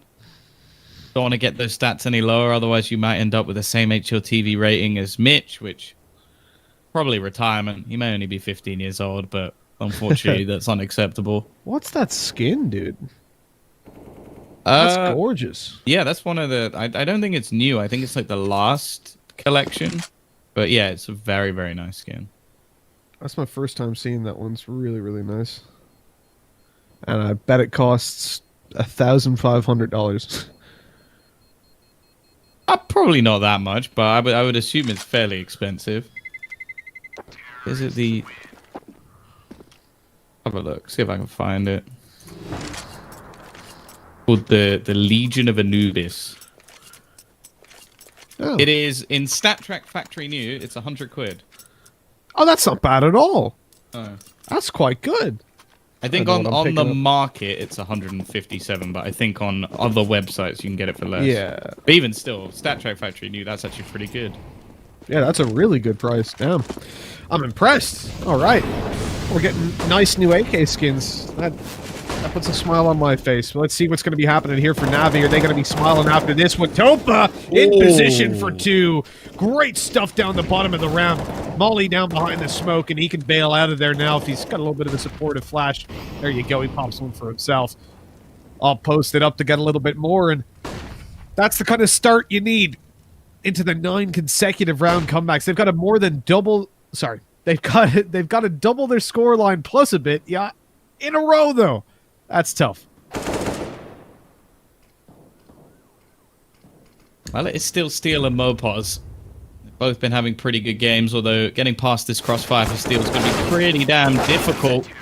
And they will both fail at the first hurdle. Munisi starting to have a couple of rounds, stepping up a little bit, but of course they still need to streak 8 more in a row to stand a chance, and the T's actually have more than enough cash to buy back into this one. But definitely a long road and uphill battle on a very young squad. Will have to show some real resilience in order to achieve.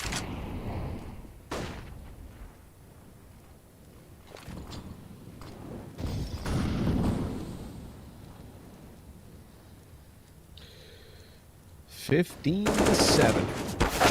NaVi got so much to do, and it starts out poorly. Manisi going down, but Fear's there for the trade, an angle that they were checking. They weren't really ready for. NaVi Jr. trying to pull this all the way back. Movistar Riders have control outside of B. They were looking for some, but they've given up on that notion. Instead, hoping that Fear is still lurking around up close so they can take him down, and even 1-for-1 trades would just allow that rifle to float into the hands of Mopaz, so they'll be happy with that. Capaccio lands one on the ramp. That was Mopaz playing with the Deagle down below. His teammate Fear rotates out of mid, but Topa comes into position to catch it. Nice flash over by Fear, allowing Topa to peek into a blind steal. And a 4 versus 2. This is looking a lot better from NaVi Jr. It's not over and done with yet. Movistar Riders still have those 2 players floating around. The problem is, if they go towards B, there's 2 players on the stairs that can just take headshot angles and tear them to shreds. Really, this has to be an A hit. And they have no info over there, and they'd be running into an op.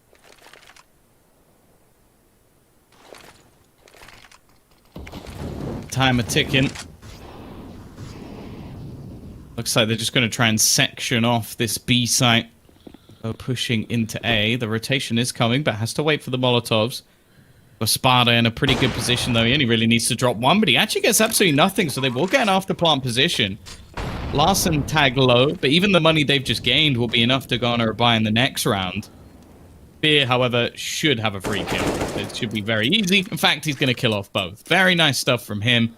Again, continuing the grind back into this match.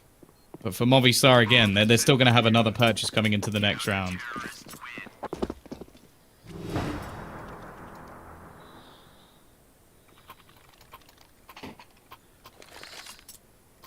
Tom, can I ask, I can't remember, how long of a ban was that rat given? What's his name? Mechanogun. How long of a ban was he given? I want to say, like, I think it was like 2 years? 3 years, okay. Maybe? Because it's just like, every time I look at HLTV and see that ASAP was given a 12-month ban for ID, things like, how? I think I can see the 12 reason, months, I think the main reason behind it was okay, I'm going to give this a minute. We can talk about it after the game. Let's see if they can get something done with the pistols, because Steel and Shocks seem to make every single round interesting. However unlikely this round may be. They are going to slowly be picked apart, however, and it will be left all onto Shocks. Not going to happen. I think it's more just the fact that his lying can actually cause some pretty serious legal ramifications for tournament organizers. Like that's the problem. It's like, although it seems harsh for someone so young to be punished for so long, it's one of those things where it's like, if someone like ESL, whoever the company may be, get done for that, like that's ridiculous just because he wanted to play in the tournament. And I feel like it gets to the point where it's like, sure, he's made a mistake. He can come back when he's 18, which is, sure, it's not great, but it's one of those things where it's like, I feel like you have to make a point sometimes of like, these people, you can't do stuff like this because it can destroy opportunities for other people if you end up ruining like a company from being able to do tournaments in certain places, for example. So no, I would 100% agree with it being 12 months. Like, at the end of the day, he's broken the law, like a serious law. That's fraud. You can't do that. And it, as you said, it can cause ramifications for the tournament organizer. I get that completely. My question is more so, when you compare and contrast those bans, like ESIC handing a 12-month ban for that and 20, double that, just double that for someone that has compromised the integrity of 400. Was it true? I don't think it was 3 years. I think because I thought it was 24 months as well, but there was something about in my head that said 12. I was like, it was 12. But yeah, that's ridiculous. Like, that dude deserves to be banned for 10 years, the rest of his life, really. I'll leave it there. There's other punishments I have in mind, but I can't say them on air. Anyways, enough about human pieces of filth. Let's look at this game. They've got 6 rounds in between them. NaVi desperately trying to hold on. Nice shot connected by Manizi. He's got himself a double already, but they need to do a little bit more. Shocks down on the stairs, but it's Steel they look to deal with, still isolated on the site. He goes up above, making it a little bit harder for those ops to actually connect their shots. Molly through to stop a left side push. Going to be smoked out in the right, but he can still see up above that and around it. Repositioned still. Gonna flash over. He's not going to be blinded by it, waiting for this push. It's actually blinded their teammate, and Topa falls. Now a wide swing to the left, and he's going to catch them off guard. Steel doing all the work, and it closes out just like that. 16-9. NaVi Jr., they get it done. JK, it's Movistar Riders. I thought it was going to be 2-0. I really did. It was. But not to Movistar Riders. They played so clean. They played so fresh the whole way through. This is what I wanted, Tom. It's what I expected to see yesterday in the quarterfinals 2 days ago. Keep doing it, man. I'm going to do it all day long. But, yeah, I'm impressed, man. I'm impressed.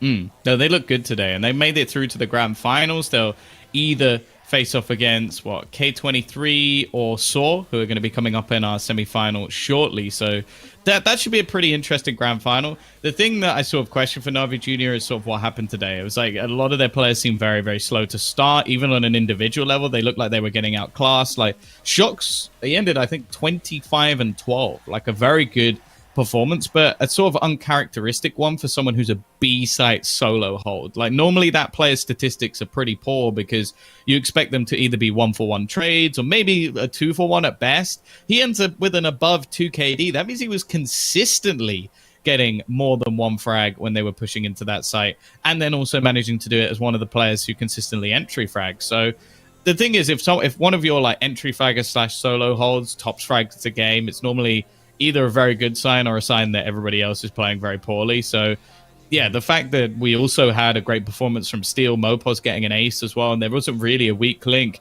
it's a great sign, but also you have to look at the other side of things and go, okay, where were the trades? Where were the sort of individuals that we expect to see? Where were some of these young stars that should have been facing off like they did versus Hellraisers? So it's a shame to not quite see them on their level, but it does now mean that we have got to witness Movistar Riders, and now we go into our second match, Mitch, which I'm looking forward to. It's going to be K23 versus sAw. I think a clash of styles, one very methodical, one very aim-heavy. We're going to have a break first, and then we'll be back with our second semi-final. I did so well. Brought to you, of course, by Gaming Malta. I'll get that one in there. We'll see you after the break.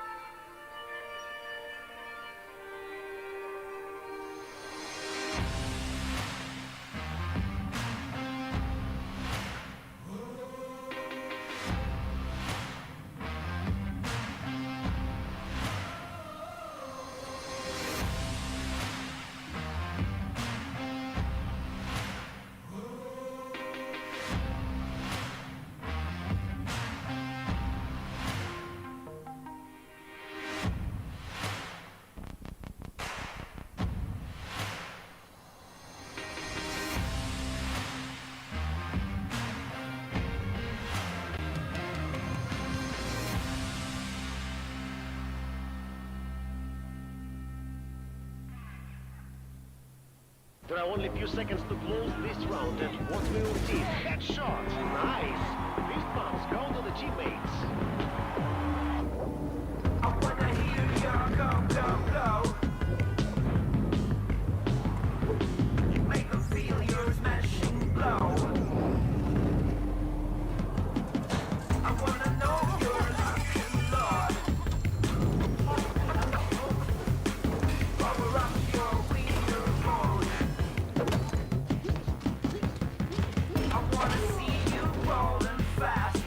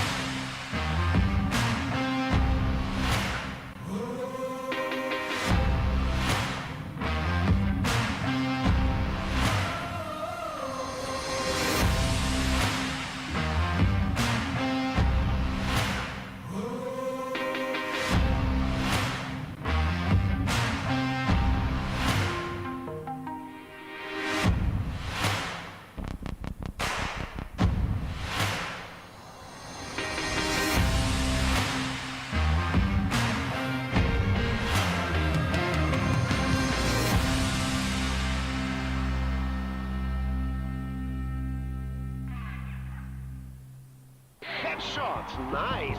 Fist bumps go to the teammates. I wanna hear your go, go, go. I wanna see you rolling fast. Win the round. Win the game. Pretty much. They play, you win.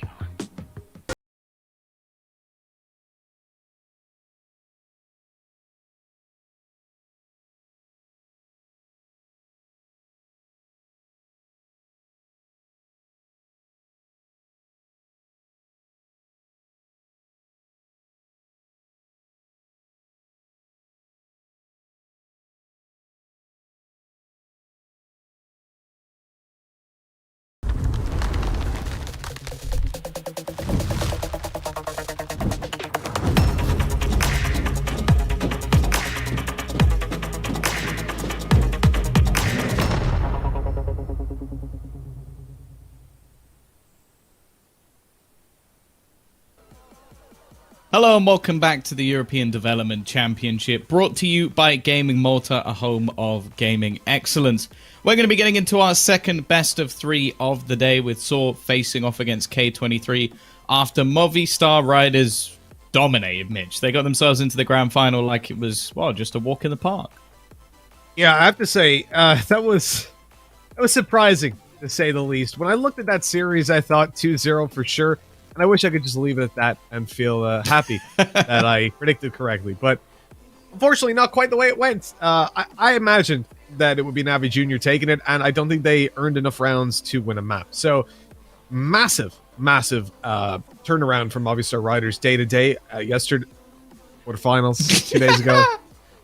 Keep on doing it. In the quarterfinals, they were terrible. On the first half of the first map, at least their T-side overpass was sloppy. It made me think that they had just massively gone downhill since I'd last seen them. But we've now seen them jump back, come into today on fire. And ultimately what we figured out is the start time was too early for them. They needed that extra hour in bed, and then they woke up and came swinging.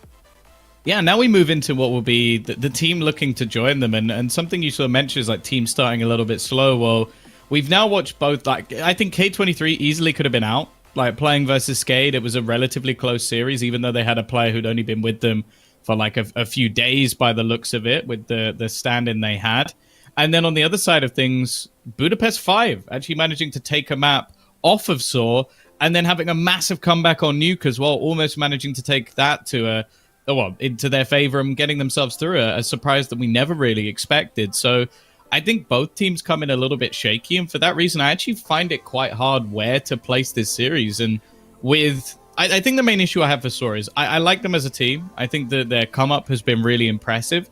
The fact is, in most cases, best of threes work for them because most of the time they can get a couple of the maps they're good at. The problem is, the better you get, or the better opposition you come up against, like, for example, K23, we start heading into middle grounds where I can see it going either way. For example, you look at the statistics on Dust 2, they actually favor K23. That's the decider for the map choice. And then you look, for example, at Nuke, their map pick, there's still a 50+% win rate for K23. And then you look on the other side of things, Overpass, the pick of K23. I'd be very surprised if sAw take it, only playing it 7 times. You're thinking, well, Tom, for some teams, playing a map 7 times is a fair bit. Well, most other maps that are actually played by sAw, they have 20+ maps on them. That includes Nuke, Dust 2, Inferno, and Vertigo. So for them to only play a map 7 times means they really don't want to be playing it at all. You want to know something interesting? I remember we pulled out the fact that KDO is a member of the Steam group Fat But Cute, and much respect. But what I've just been looking at was just going down through his Steam profile. September, it is September this month. This man just managed to get his 25th game on Steam. How does he only have 25? 300. Hold on, let me check. Oh, here comes the flex. Oh no, they're all from like humble bundles. Yeah, I've done the same thing. I've got 340 games on Steam. How has this man only got 25? You know what? That's just dedication. Only plays he doesn't need anything but Counter-Strike. Exactly. It's all he does. Also, hold on. No way. His Steam account's only 4 years old. You're not telling me that someone as good as KDO has only been playing this game. Oh, he's got 10K hours in those 4 years. So, all right, fair enough. You know what? That's why he's only got 25 games. That's insane. That's what 2.5K hours, or if you consider maybe this is the 5th year, right? Still 2K hours per year. That's insane. But that's what it takes to be a pro player. And I mean, that's what I'm always amazed at. He hasn't quite hit the 10K mark though. He's just a little bit below it. And they say that's where you master the game. So if he hasn't mastered it yet, and what we saw from him on Inferno, Defense, and Pit, ooh, I'm scared when he does. There's 8,760 hours in a year. So that means he's literally played like a quarter or over a quarter of a year each year.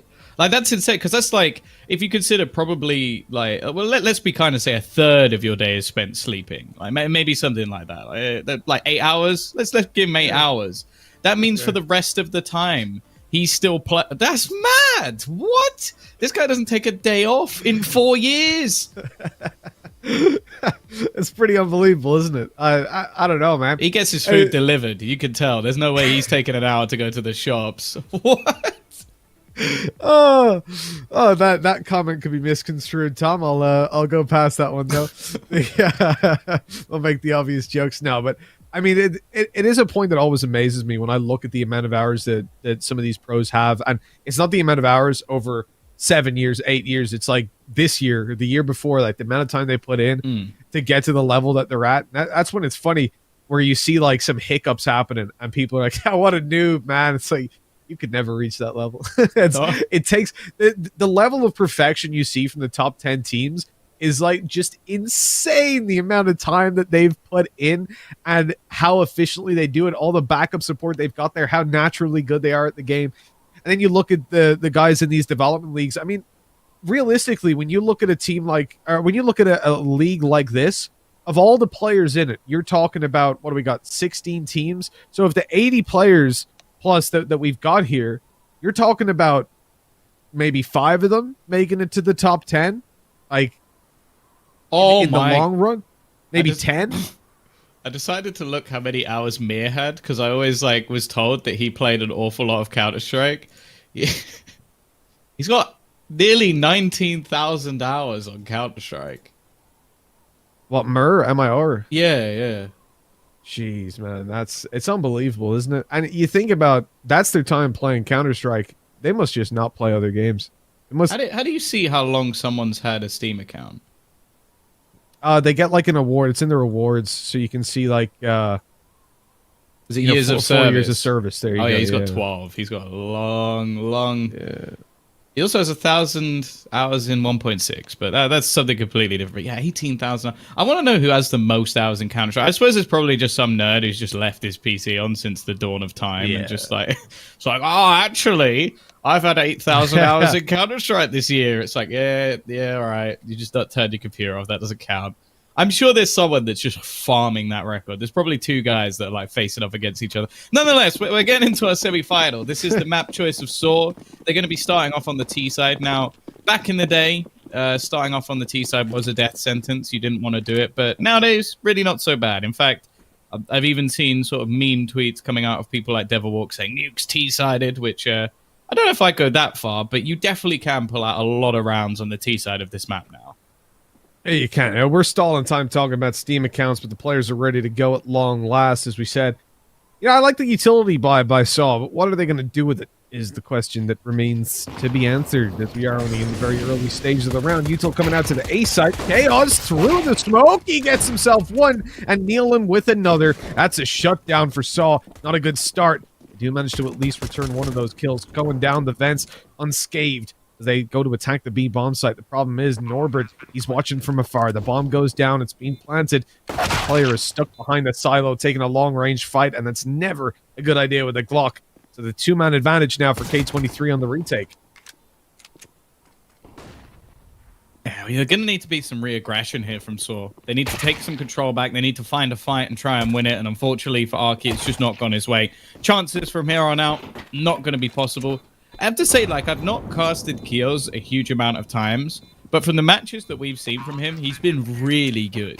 Like, I'm surprised at how impressive he's actually been. Now, considering K23 is on the rise, and like looking at the pieces, like when Cadio joined this roster, I wasn't particularly impressed. I was surprised that that was the move that they decided to make. Norbert as well, I think is decent. Mo, someone we know historically has been very good, but definitely not the consistency that he used to had. So I was like, okay, where's the star power coming from?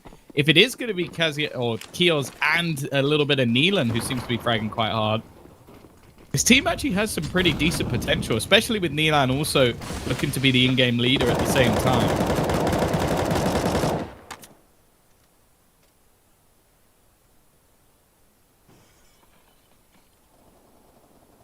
I do wonder as well, how are the coaching rules working right now? Are they like heavily enforced at tier 2/tier 3?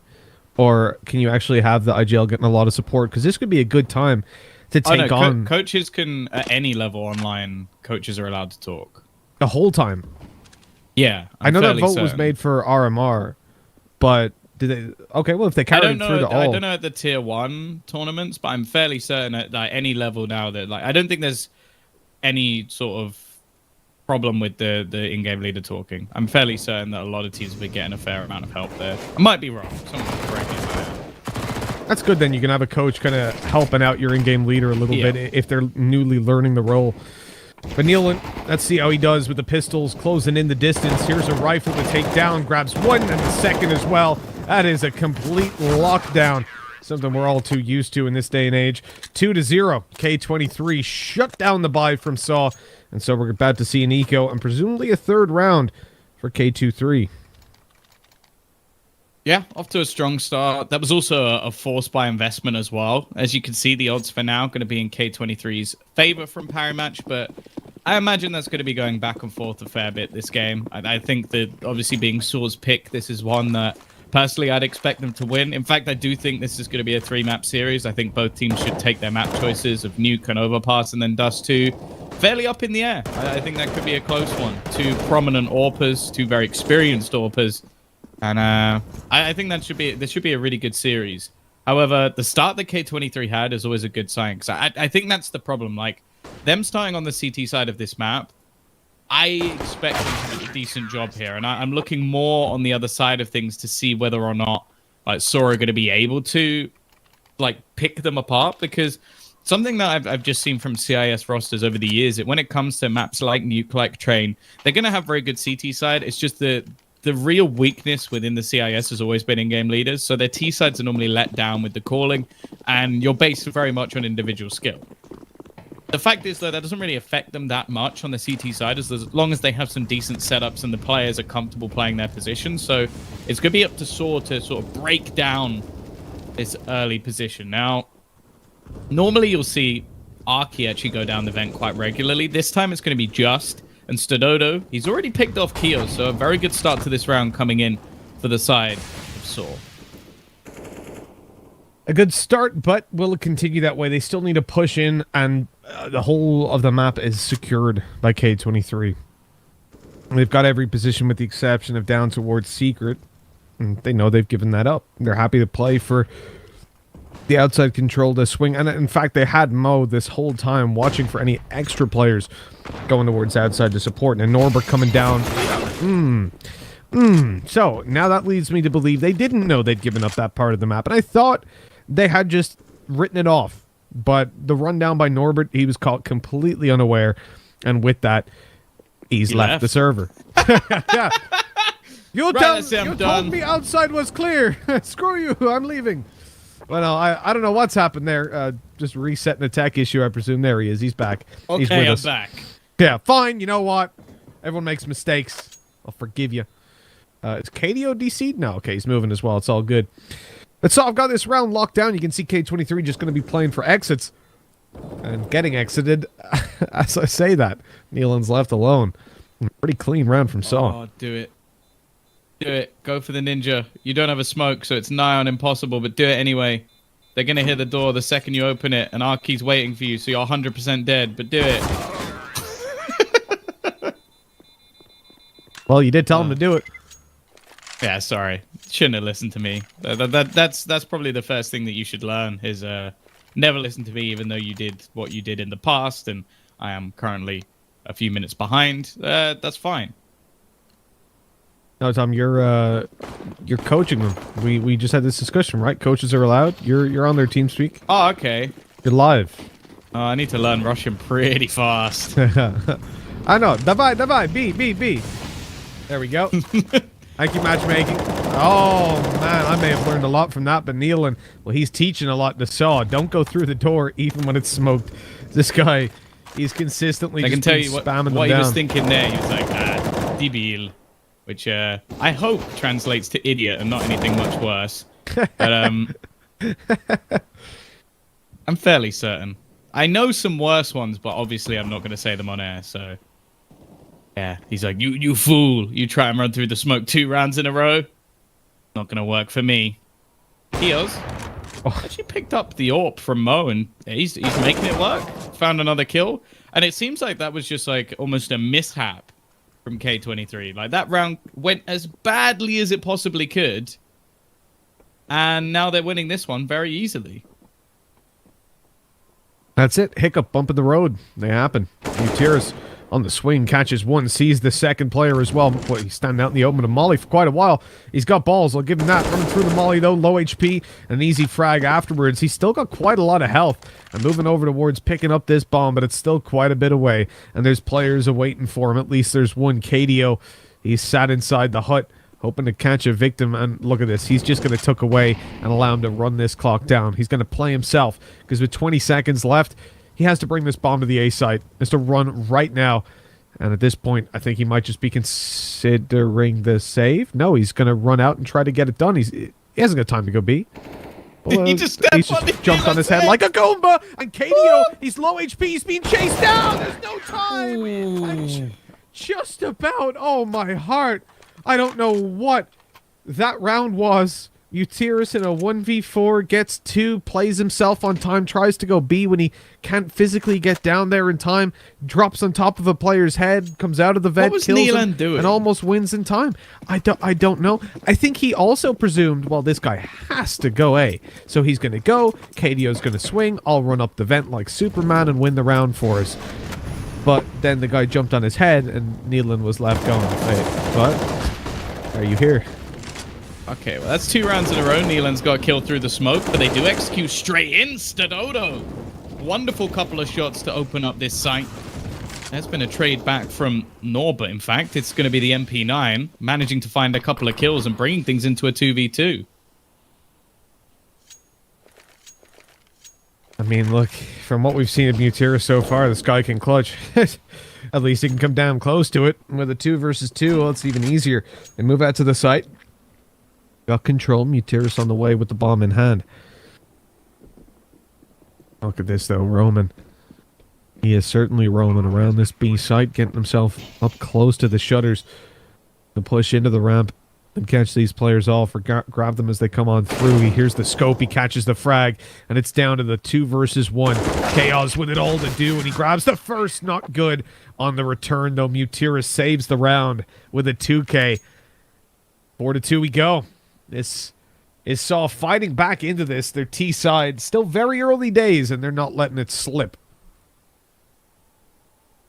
Yeah, it's still one of those situations where it's a weird game thus far. Like, oh my goodness, even weirder. We've got a Nova. Probably the least common of all the shotguns, mainly because it sucks. But we'll see. Maybe Kedioke has some magic he can pull out of a hat. I assume he's just going to be playing on top of hut, because anywhere else would make little to no sense. And I guess close on ramp could work, but I'm not really going to be holding my breath on that one. Doesn't decide to invest the extra few dollars to get himself a Mag 7 instead. But, you know, maybe he has a plan. He is... Every time I see his group, it just makes me laugh.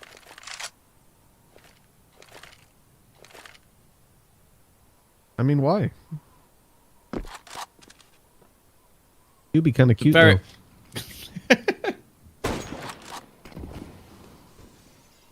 Look, the 4-2 scoreline is, as I said, good for Saw. Besides, slow to build up rounds. They're still building them up. You can make the argument of nuke T-sided, but I'll fight you. 40 seconds left. You can see sAw. They've got a lot of control. Dodging the pistol there in the headshot angle. Wise choice. Out to sight. Problem is now they can be pushed from multiple different angles. You see Nealon traded out, but Mo with the scout. He's the one doing damage from afar, making these deagles that much more deadly. And though 2 versus 3, it's winnable. KDO should be able to upgrade that shotgun. The Nova, no, never mind. As he does that, as he gets the upgrade, he goes down to a sliver of HP. Good on the spam, but Arky's quick to trade. That's the problem, right? With 33 health, he didn't really stand a chance at grabbing those, grabbing the second frag. Well, I imagine the odds... Yeah, there we go. Power match. That's more... This is what I'm expecting. A very sort of back and forth. Like the initial rounds giving K23 a good springboard start. But the fact is, it's now gone firmly into the Portuguese roster's hands. As I said, this is a map I expect them to take. Next map, I expect to go in K23's favor. And then Dust 2 really is all to play for. As a semi-final should be. It should be relatively close. That nade, oh my goodness, just been caught by KDO. It's landed in his back pocket. His cheeks have been blasted off, and well, he's left. A little bit surprised, I would imagine. The Dodo as well has taken so much ground. This could be a chance to make a huge amount of cash with the MAC-10. Don't see him bring out the AWP too often on this map. Like, it's one that will just be used if needed. A lot of players just playing that AWP from the heavens. Even Arky might pick it up a time or two if necessary. Over towards the ramp. In fact, I feel like that's the more likely of the two AWPers when they get into their CT side. For now, though, the Ts have managed to shut every single member, lock them in to the vent. And now they're just going to try and catch them on the rotation. So chances of the CTs even doing any damage here now become slim to none. And you have to sort of ask, although it's not really saving, is it worth denying the extra cash? Well, no. You speak about extra cash, and he just farms them with the MAC-10. That is a pretty huge cash injection for them there. And if you want a cash injection of your own, head on over to Hellcase. We've got some reload codes for you, some extra free cash for new users, 70 cents. Why not use that to get yourself some beautiful skins, some beautiful wins over on Hellcase. Banner down below in the Twitch. What do you call it? What do we call it before? Twitch lower third, Twitch... They're called panels. Panels, that's what they're called. It's down below in the panels. There we go. And while you're down there, don't forget to like, subscribe, ring the bell, and whatever else you can do. All those other things. Comment. Comment, yep. Need the comments. Well, this round has started much better for the CT side, keeping the man advantage alive. They found a trade or two here and there. It's a wild spray from Mutiras, and this is the weird thing about a lot of these rounds from sAw. They're able to gain an awful lot of map control just with a few aggressive initial pushes. But in a lot of the rounds, somehow K23 still manages to fight them back. Now, they've already rotated 2 players down to the lower bomb site, so realistically, a chance of a plant seems slim. They're going to need Just to basically go ham, and it seems like they're using Mo as bait here. And, well, it works. Nealon gets the trade. He takes a lot of damage in response, but Stododo would need to pull off the impossible, and Nealon knew he was there. I don't know how. Big brain play from the in-game leader, but, yeah, clearly a genius.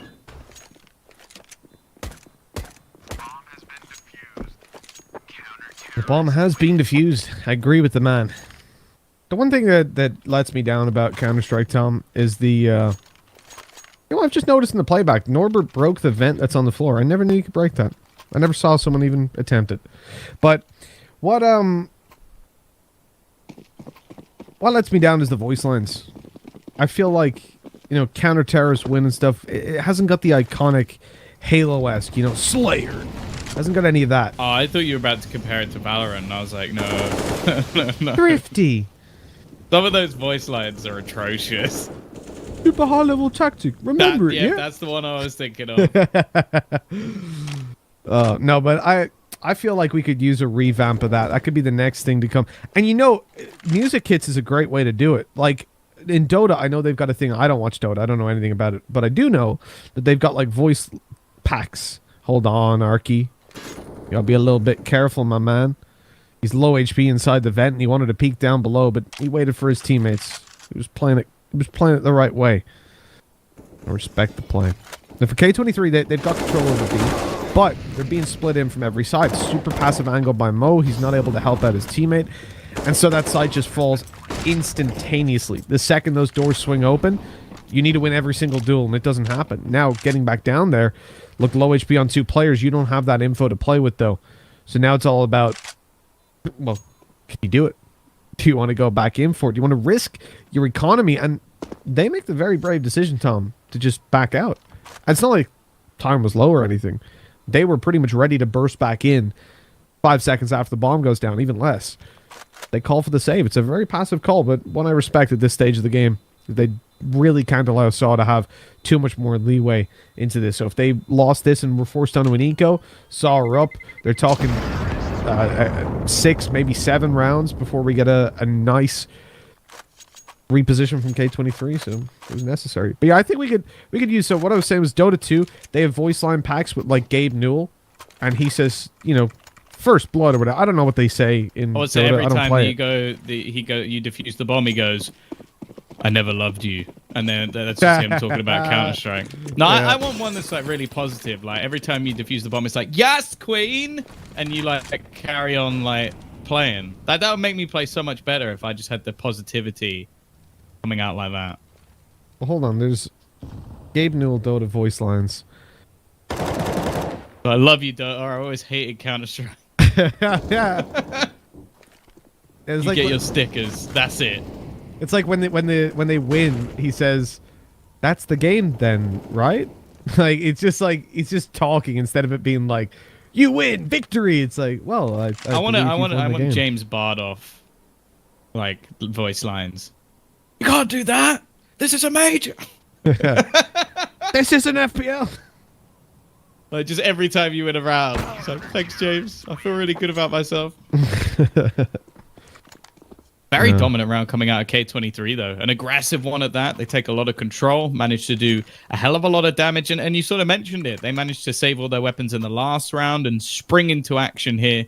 It's actually going to be a pause called by sAw. Now, 5 rounds on the T side, not bad. Especially after losing the initial rounds of this half. They've definitely been the better team in the buys. There's no doubt about that. The question is, can they keep it going? Because realistically, if this ends as a 10-5 half, I'm sure they're not going to be too happy with that. You've got a lot of AKs now being picked up onto the CT side, which especially with the aim of some of these CIS superstars, it's going to become tougher and tougher to break into these bomb sites. And I'm sure they're going to be wanting to get like close to 7 or 8 rounds, even though they're on the T side of this map. It wants to be one that is a confidence booster of them going into a map like Overpass, which is one that they don't particularly play too much. They know as well as we do, it is very important that they win this. So they are going to come back in with a buy. A few pieces missing here and there, mainly in either utility or, in Mutiris' case, having a Galil instead of that trusty AK. By the looks of it, though, they're going to throw an awful lot of utility outside. And actually, Roman has already managed to find that opening pick. So a very strong start to this round for sAw.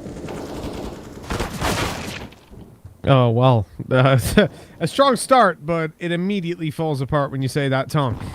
K23, they pull back every single kill. Mutiris, the only player with a little bit of health left, and he is not left for very long. Gets absolutely destroyed. So now, a 1v4 that isn't going to work out at all. And with low HP on Stadodo, you can't expect anything, really. That's 7-5. That's a position for K23 now that is getting better, round on round. If you're sAw, taking an eco right now is pretty much the only option, so should be up to 8.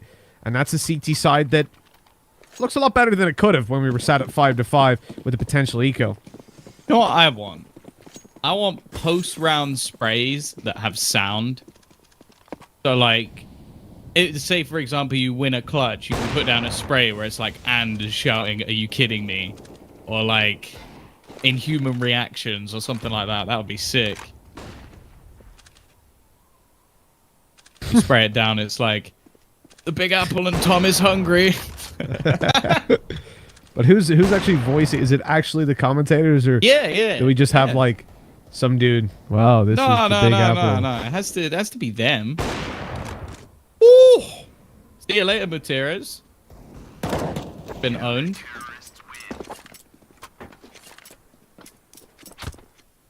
I don't know. I think that'd be cool. I know you can have them in different languages as well. I'm just giving Valve more and more ideas of how to make money. Well, we've gone back into K23's control for the parry match odds. As said, backwards and forwards all the way through. But for sAw, they're looking to try and get themselves 6, I would say, is their minimum. But they're looking for 7 or 8 rounds. Now, 8, as you can possibly tell, is impossible in the first half. So not going to be getting that. The buy that they're having as well is actually a lot weaker than what we've seen from them previously. You can see the counter incendiaries thrown down to deny the smokes landing, which have ended horrifically. And considering they only have 2 more smokes, it means anything else in afterplant situations is going to be pretty rough. Now, a lot of sound being made. Mutiras has definitely been heard. And the rest of the team, it looks like after forcing some initial rotations, are going to try and go back towards the ramp. Now, Norbert's not been having the best of games, but from this position, he's just going to spray them down. A 2-for-1 trade, absolutely fine. Now, Mo comes into action. It seems like they're going to try and peek him together and just... He didn't even bait out the shot. But he was just fast enough to hit it.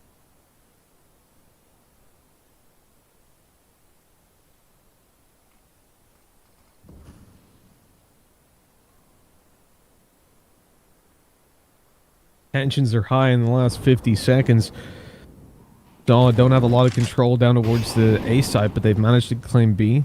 The molly down will allow for the plant to come in. There's still an angle could be peeked on, but Mutiras is opening up A, causing a bit of a problem. Now, for K23, if you're kneeling, you've got to be worried about the vents. A player can drop down behind you at any moment. There could be someone on the other side of secret as well. There's nothing going your way, and he quickly gets dispatched, leaving Chaos to be the final player on ramp, trying to sneak his way down and find a couple of these Terrys, but it doesn't look like they're going to give him the opportunities. Arky spots him. He's got a player down below. That op now repositioning, and if I'm Chaos, look, you've got money for the next round in the final, so why not go for it? But really, he can't win it. It's impossible. Maybe if he had a smoke, he could have dove onto the bomb and started the defuse, but there is simply no time. And an awkward fight there. A little bit rough. It's surprising, though, because that was, well, I guess you can call it a 5-on-3, but I'll call it 4-on-3 because technically the trade came in very quickly onto Norbert. But yeah, they had the advantage. It was only after the trades came in onto Mo, and then just everything seemed to fall apart for K23. sAw fighting back in a round I think they needed, but again, if they close this out as an 8-7 half, they're going to be very happy with that going into their CT side. And as I sort of mentioned, one of the weaknesses we've seen from a lot of CIS teams in the past has been the T side. I will say that of like the in-game leaders I've seen from the CIS, I think Neelan's actually pretty decent. Not only on an individual level, as you can see, he's currently top fragging 17-6, but also I think he's got some pretty decent calls. And more importantly, I don't think anybody within this K23 roster has yet got to that sort of like higher egotistical point where they're not going to be listening to him or like ignoring any of the strategies that he has. So it's actually working quite well for them at this point in time. We'll see if they can manage to make it work going into their T side, of course, because I also think that for sAw, they're going to be able to put up a decent amount of rounds themselves. Norbert, he's been handed that secondary AWP. The Prince, we were talking about it yesterday. It's a pretty beautiful skin. We'll see if it can be as damning as when it's in Mo's hands.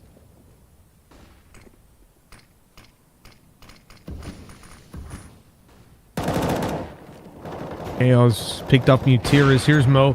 We're talking about him with that beautiful op skin, and he's managed to get himself a frag, a 4v3 now. How quickly the tables turn for sAw, as they're now on the back foot with Stadodo being so low. How are they going to get back into this one? They look for ramp. That's where they want to go. But Norbert, well, he's just locking it down. The other beautiful op skin and a second. Evidently, skins get wins. As this guy, he's hitting unbelievable shots, leaving Stadodo on his own to try and pull this one back. And, well, I don't think he's really in the best of spots to do that. A swing from Chaos closes it out, and that is 9-6 at the halftime. K23 not looking all too bad, considering at one point it looked pretty terrible for them. sAw were building up a lot of T-side rounds. They were 5-5. 1 round loss would have left them on an eco, and we would have seen easily 8 rounds for sAw. At least 7, but maybe even 8 rounds for sAw. Now, back in a spot where at least they've won the half, and with a pistol under their belt here, they can definitely take it across the line. Yeah, for sure. And that's a scary prospect. That's it. Like, this is by far one of the lowest maps played, or the next map coming up, I should say, is one of the by far the lowest maps played for sAw. So if they don't take this one home, They could be in real trouble. We're yet to see how strong their overpass is really going to be in comparison to some of the other maps they have within their pool. And K23, it is statistically their best map and their most played. So that's a pretty scary prospect to come up against. Nonetheless, pistol round could change everything. If Saw managed to win it, they're right back in things. But Norbert, that's a disgusting shot to hit. He then goes straight up the ladder. He's just looking to entry on his own. Finally, someone takes him down, but it's at the cost of his own life, leaving a 2v4 situation. If there is a kit, it's down on the ground, and they've got a lot left to do before they even think about defusing the bomb. Well, I don't think Meteorus is getting away with that one, is he? He comes up swinging. He kind of looked like a scene from John Wick there when he came out of the vents and just started sidestepping, shooting. But as soon as he came out of the vent, he got shot in the head. So that didn't help.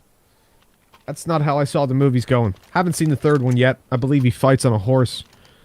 Filmed it in real life on a horse. So, yeah, Keanu Reeves, pretty cool guy. Pretty cool dude. But unfortunately not quite absorbing all his skills from those movies, is Meteorus. We'll see if they can do this time with a deagle in hand, spraying on in, but it's Arky that opens it. KDO falls straight away. Nealon spots somebody on his tail. He knows tails aren't good. We've seen it many times in the spy movies. You got to take him out. You got to lose him. Shake him! And he shakes more than just a tail. He shakes the entire beast side, opens it up completely, just like Norbert's head. It's being split open by a deagle bullet. I think that's 50 caliber. It's the same as a Barrett. Splits you in half. Don't even think about what it does to your head. But then again, I don't think you'd be able to think about it. Yeah, that's the thing, right? You can't think about it because of what it does. So 2 versus 3, and all this murder, all this chaos, all this pandemonium. It's left K23 with a round win because sAw, they're scared. They've heard these 50 caliber pistols. Guys running around like lunatics, swinging them. This guy's got one painted like he's in that movie. What's it called? Suicide Squad. That's the one. But luckily, he's not involved in any of that. He's bailing out. He's saving in the spawn. He doesn't want to commit suicide by running into the bomb site and blowing himself up. That's what had happened because he's got no kit. He'd have no chance of actually getting the defuse through. He'd be gone, Tom. But in fairness, I do believe if you blew up a nuclear plant, that might not be the sufficient distance to stay alive. I think there may be a little bit I wasn't there with Chernobyl or any of that, but I do feel like that's inside the danger zone. Well, yeah, okay, sure. Now, the parry match odds, they're going to be moving more firmly in favor of K23. I also don't think anybody tried to intentionally do that with Chernobyl. I think it's a slightly different storyline. Well, listen, I've read conspiracy theories, Tom. I've read conspiracy theories. I'm sure you have. Finland isn't real. That's one of them. That's a good conspiracy theory. That's the truth. That's not a theory. It's proven. You ever flown over Finland? I've been to Finland. Liar. How much they pay you? Clearly not enough.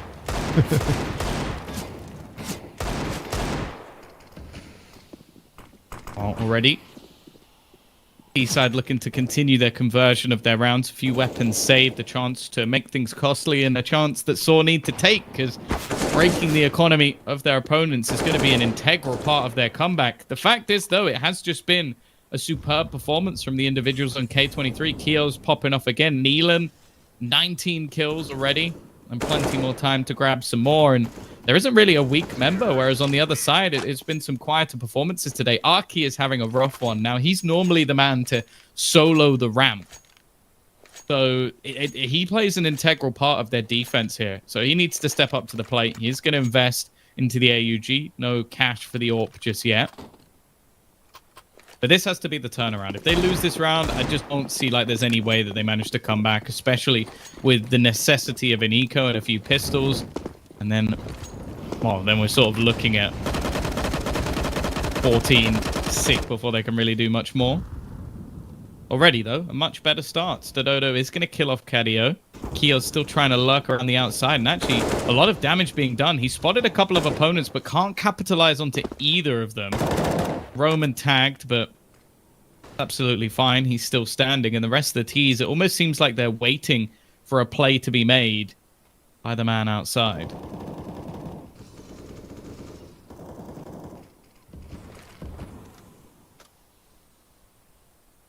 Made it sound so mysterious, Tom, like a man in a hat and a trench coat with some sunglasses on, the man outside. It's a little bit awkward, though. So I don't exactly know why, but Arky is showing up.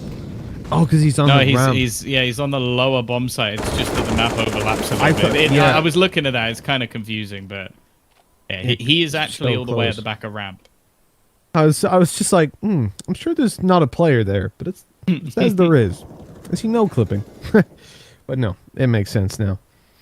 Yeah, he's over towards the ramp, but now he's bailed up and he's going into hell or heaven, trying to get a little bit of support. And yeah, there he is up in heaven, looking to outside, then clearing back into the site. Because they know there's pressure coming in. They know there's utility on its way. And K23, oh, they're getting nothing done. Saw shredding them, but hold on. It comes all the way back. Mutiris on the flank. He spots one. He's seen the second player. He knows exactly where he is. 7 seconds left. The bomb has to be stuck. It has to be planted, but they've gotten it down. Nealon swings and gets it done. Mutiris, he's been clutched so many times, but he just couldn't get this one done. Yeah, Nealon has been fantastic so far. Like, on an individual level, he's been so very good. The calls seem to be strong as well. Like, consider in that round, it was looking over. Like, they lost the early pick, took a lot of damage. I said they were going to rely on Kios outside, and he did phenomenally well to get back in and entry a couple of times into the site, but it comes down to that clutch. A good opportunity for Mutiris, but he can't get over the line, and this is the problem.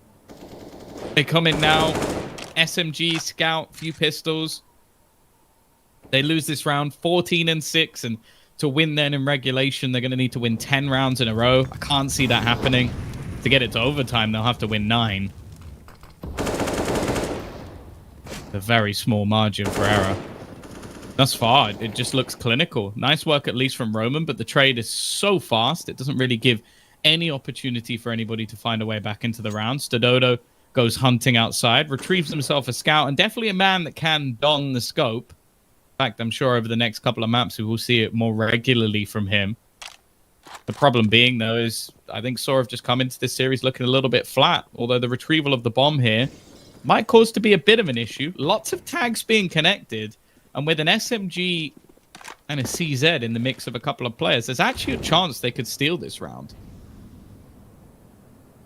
You know, the force buy is a risk, but it might pay off. Everything's set up. The dominoes are lined, and now it's just about making that little first flick. Smokes over, flashes as well. Mutiris spraying away, not getting a thing, and it's kind of scared K23 back, though. They don't want to cross on this. I understand why. Mo, instead of crossing, he goes back towards the back of red and gets shut down by the scout. Now down to a 3 versus 3. Force buy working out insanely well for them. It's not even a full force, right? They've just gone for whatever they could afford.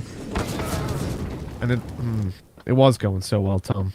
They lost one. It was still doable, but now Mutiris, Deagle, armor, up against 3. It doesn't matter about the low HP unless he can connect that headshot to KDO. He will be down and out of this. He's getting close to the molly. Picked up a scout, but he's going to stick with the Deagle for now. It's the right choice as well, considering their HP, but the angle's favorable for the T side. Ooh. There's one looking for the second, but it is Nealon to shut that down before it gets a little bit scary. So sAw still have enough money in this round to get their M4s out, to get their op. So it's still a pretty, like, considering the fact that that was essentially an eco, like, you can see force buys looking identical to that, but it's left their money in a position where they can buy up in this. That's massive. Yeah, it gives an opportunity. At the same time, though, they've got such a mountain to climb. I'm impressed by what this team has managed to achieve in a year, but come back from this sort of deficit, you need such mental strength, but also just not slip up once. That's going to be the main issue. Like, you make a single mistake, your opponent gets to 15, and a lot of the time that's enough for the crushing blow. This round, though, is going well. Kios, though, is just an absolute monster. It's his 20th kill, him and Nealon having a race to the finish, but it's just the impact he has in entering into sites. I don't know how he manages to get away with just walking in and doming 2 players.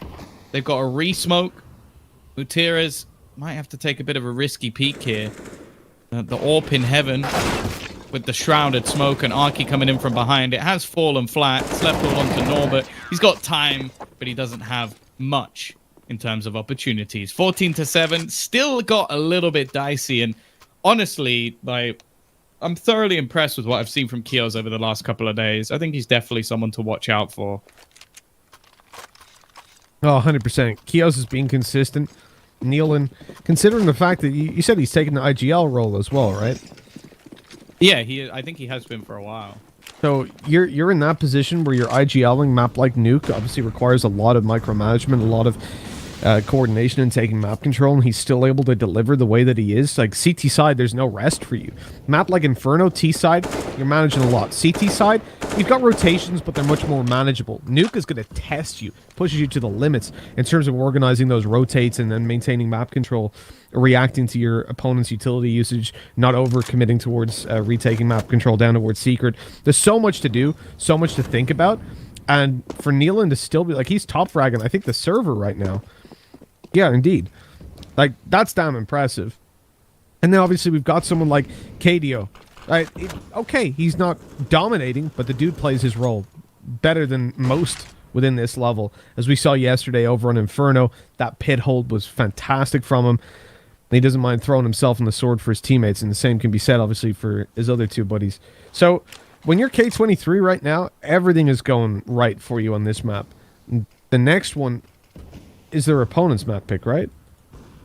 I would hope. No, Oh, it's theirs. Oh, it's Overpass. That's what I mean. Yeah, their next map is their choice. It's the one that sAw don't play very often. Like, if to consider, they play most of the maps 3 times as much as they play Overpass. So, yeah, it's not looking great, but they're starting to show off a little bit over the last few rounds. Stododo getting the AWP. As said, a lot of the time you see Arky picking up one on this map at least. He's had a really rough game. One of the worst, I think, we've ever seen from him, which is a shame in such an integral map. And they know he's here. Somehow he actually gets away with 2, and an attempted spray transfer from Mo is not going to connect. So they are starting to string a few rounds together. Maybe we can't count them out just yet, but still a very long way to go. 2 rounds in a row. Going to need another, 7 if they want to at least get themselves through to overtime. 8 if they want to win it. No, 100%, we're not counting them out. Obviously, the odds are stacked significantly against them, but that doesn't mean that it won't go their way, that they can't pull it back, and you're seeing it right here. The pistol's going for outside control. It's never really ideal, the ranged battles. Again, looks like Arky's standing right behind Chaos, but he's over on the ramp, don't you worry. And yeah, that's how I'd be looking as well, just staring at the sky, enjoying the view. This round, it doesn't have much else to offer, not for K23 anyways. So pick up another, and 14-9 we go. 35 away. They're stringing together rounds. They've got the economy at their backs. Everything's set up for them. They've like the little Mario Kart things. They've made the course. Now they just need to drive it. You see those? Like they're little toys. And there's a screen and it hooks up to your TV. Yeah. And you turn your house into a Mario Kart course. That's so cool. I don't think it worked too well in my apartment. No. I don't think so. Well, you could like open the door, use it in the hall as well. Just hope one of your neighbors doesn't like steal it. Run away. Just like random Ukrainian man just outside, just sees a little car drive past. Just, hello! Gets in the elevator that feels like it's going to plummet to the ground once you step inside it.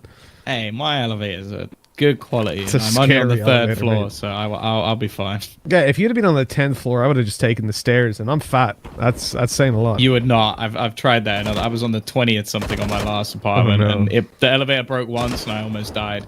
I am unfit. For anybody who didn't already know that from what we've been saying, but either way. Stododo, he is styling. I'm enjoying this. Seeing him on the AWP once again. I think he is truly the X factor of this sAw roster. Not that they don't have a decent amount of depth, but I think he individually is such a talent. Not someone I've seen too much of in the previous years of Counter-Strike, but coming into this sAw roster, 24 years of age, definitely started to light things up a little bit. And now for K23, I am starting to get a little bit worried because the rounds prior to this, were actually fairly clean. Their individuals were popping off. As said, we were talking about Kios and his opening frags, his individual skill to get them into rounds. Nilan winning clutches for them as well. Last few rounds has not even been close. It's been very, very easy for the side of sAw. And now their money's pretty much off the charts. 4 rounds behind. It's very much possible. Yeah, 14-10. It most certainly is. And it's not possible to carry that weapon through to the next round, unfortunately, for Nealon. So he is left with zilch, $0 in the bank. That one sucks.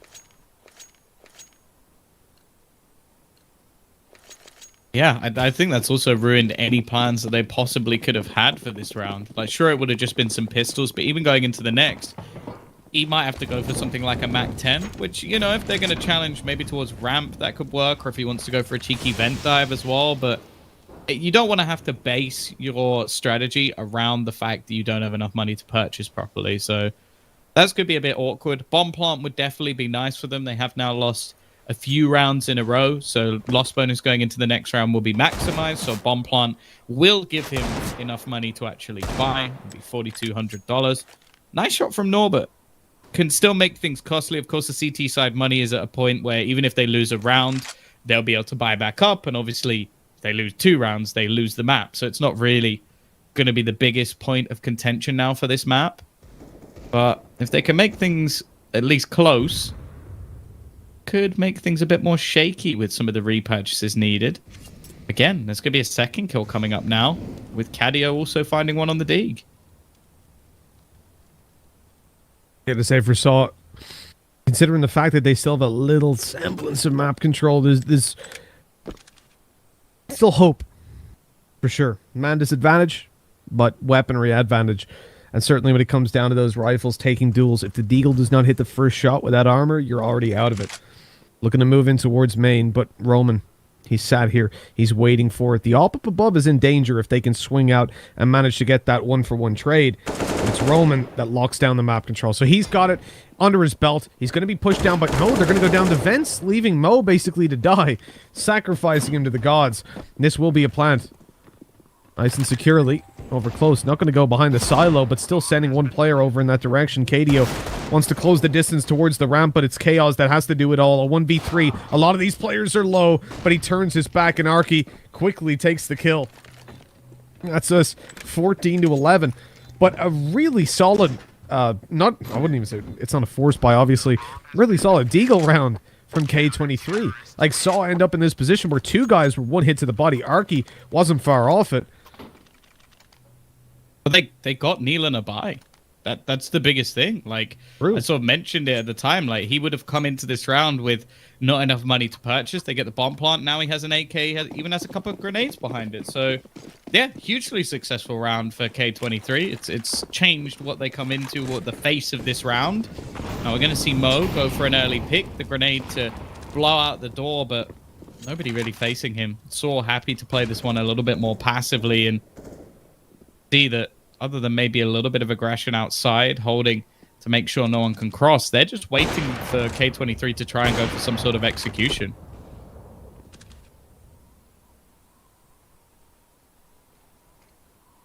Staying the aggression for now.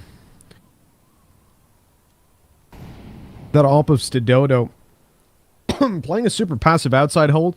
You wouldn't normally see that if you don't have... Excuse me. This gun caught my throat, Tom. I'm dying. Don't do that. A little bit of water. That helps. So Mutiris' position in garage is pivotal to that hold, but we'll fast forward a little bit. Norbert down below the smoke's going to have a fight in his hands as soon as the smoke dissipates. But down goes another one. In comes a nade. It's on the other side of the door, so he's actually not that bad. I feel like the T's have really done anything here. Like they're waiting for a mistake to be had. Sure, there's a rotation from Kios, but I don't know how he's actually going to play much of a part in this round. Like, he's just trying to sell a fake. He's trying to pull rotations. He hasn't really managed to do so. Now, this Molotov from Norbert, but he's not checked the angle. Thankfully, Mo was holding his back, and actually, that was the plan all along. He'll just ignore that angle and just hope that his teammate has it. Seems like in this case he does, and they go for that late execution. Actually works for them. Norbert had just gone ham. It's a good thing he was saved because he ends up getting 2 of the most impactful kills of the round. And it's taken them quite a bit of time, Mitch. But K23 have made it to 15. They have indeed, but it's not over yet. There's still a little bit of room for sAw to wiggle back into things. Saving these weapons would be a good start for them. Even though they have plenty of cash coming into the next. They don't want their economy to be whittled down by close round wins. And Arky catches one. There's another to Mo. Okay. Making it quite costly onto a team that has full invested into this round. Like they're going to be struggling even to get a decent buy. Had they have found 1 or 2, had they have like wiped the team or even one more kill, you would have seen serious weaknesses develop. But with the 2 weapons they saved over, K23 can drop. They can end up in a good spot because 2 of the players couldn't full buy, but Chaos has got his own money. So Nealon and KDO drop over. We're all good. Yeah, a couple of the others also had 5 grand plus, so it wasn't too much of a worry. I like the fact that K23 take a pause here. I think they know that, sure, the loss bonus for them's not going to be bad going into the next round. It's only been diminished by 1. But the fact is they need to make sure that this is where they close it out. They don't want to give sAw any sort of realance of this coming back. Don't make that even close to a reality because even then, some of your individual players might just start to doubt it themselves. And at that point, well, especially with players like Norbert, for example, who a lot of the peaks they're taking are very aggressive. They need to be making sure that, okay, I'm going to hit my shots. I'm going to get into this position. So 15 to 11. Maybe a blip on the radar after a 5-round streaks, but the fact they lost so many rounds in the early stages that sAw are far enough behind that they cannot afford another blip.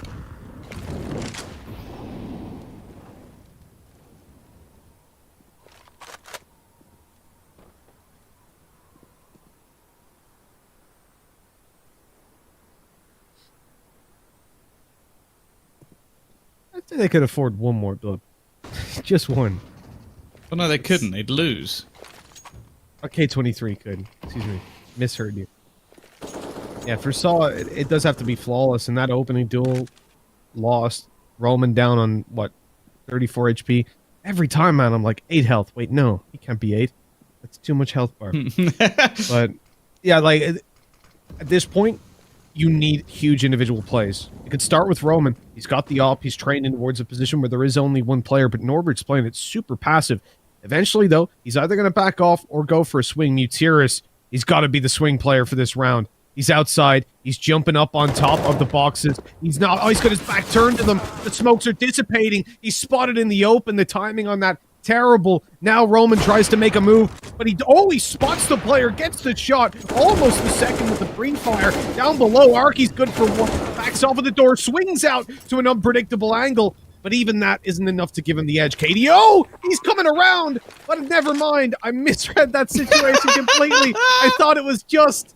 Oh, man. The blue of the bar completely confused me. And then I was like, wait, KDO plays for K23. That's a shame. So both guys are on ramp. They've got a nice crossfire in position. Like, there's one behind the site. There's an op in play to catch them running out. And KDO had an off angle. There was no way to win that. Absolutely no way. His teammate comes through and ninja defuses the bomb. Screw off, Dom. God damn it. Let's say something different. But, you know what? It happens. You know, it's an early morning, long day. It's the new HUD as well. I'm not used to this HUD. No, HUD Joe, you just gonna blame everything. So, I'm tired. Early morning, 2 long day. You know, I cast Valorant now. New HUD. What else have I got? I haven't cast these teams much. Let's keep rolling with it. I don't know colors. I'm colorblind. Did I ever mention that? No, that was altogether. I got to say, impressive. sAw come in as the favorites by far. K23. Yeah. I think even when you go back to their previous game, like when they were in, they were up against Endpoint, right, in the quarterfinals. That was yesterday. This time, no, it was Skade. K23 played. Endpoint were versus Movistar Riders. Different group stages for K23. Doesn't matter. So when they were against Skade, that was a really close game. Like they almost lost it. They lost the first map. Skade had a close second with 16-11 win for K23 and 16-8 for Dust. So there was a serious chance that they didn't even make it this far. Then they come up against sAw, who we described as kind of the short straw for Budapest 5 in the quarterfinals, where it looked like, again, okay, Budapest just going to get smashed out. But sAw, they looked a little bit weak. They were slow to start, lost the first map 16-13. Now they come in here again. They started off with a 1-0 disadvantage.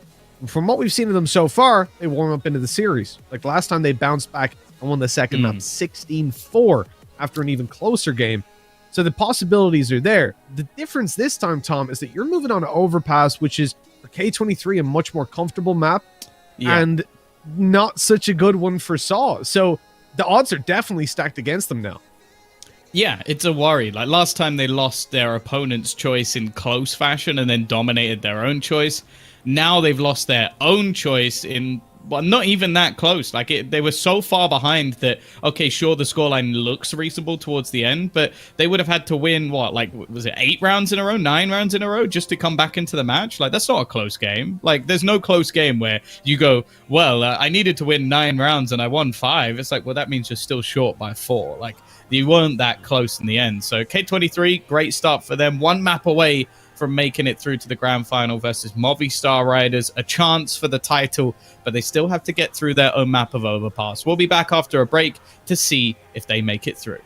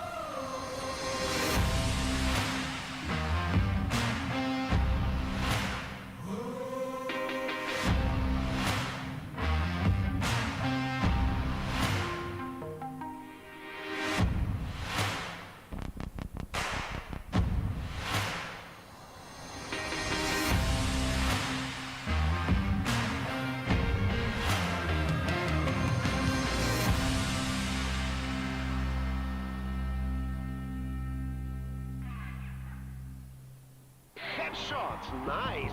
Fist bumps go to the teammates.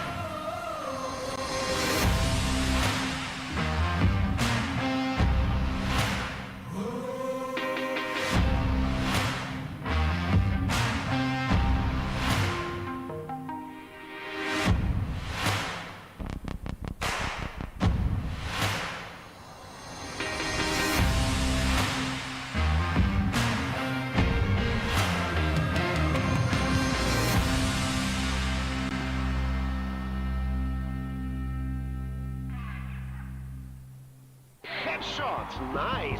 Fist bumps go to the teammates. I wanna hear your go, go, go. I wanna see you falling fast. Win the round. Win the game. Pretty much. They play, you win.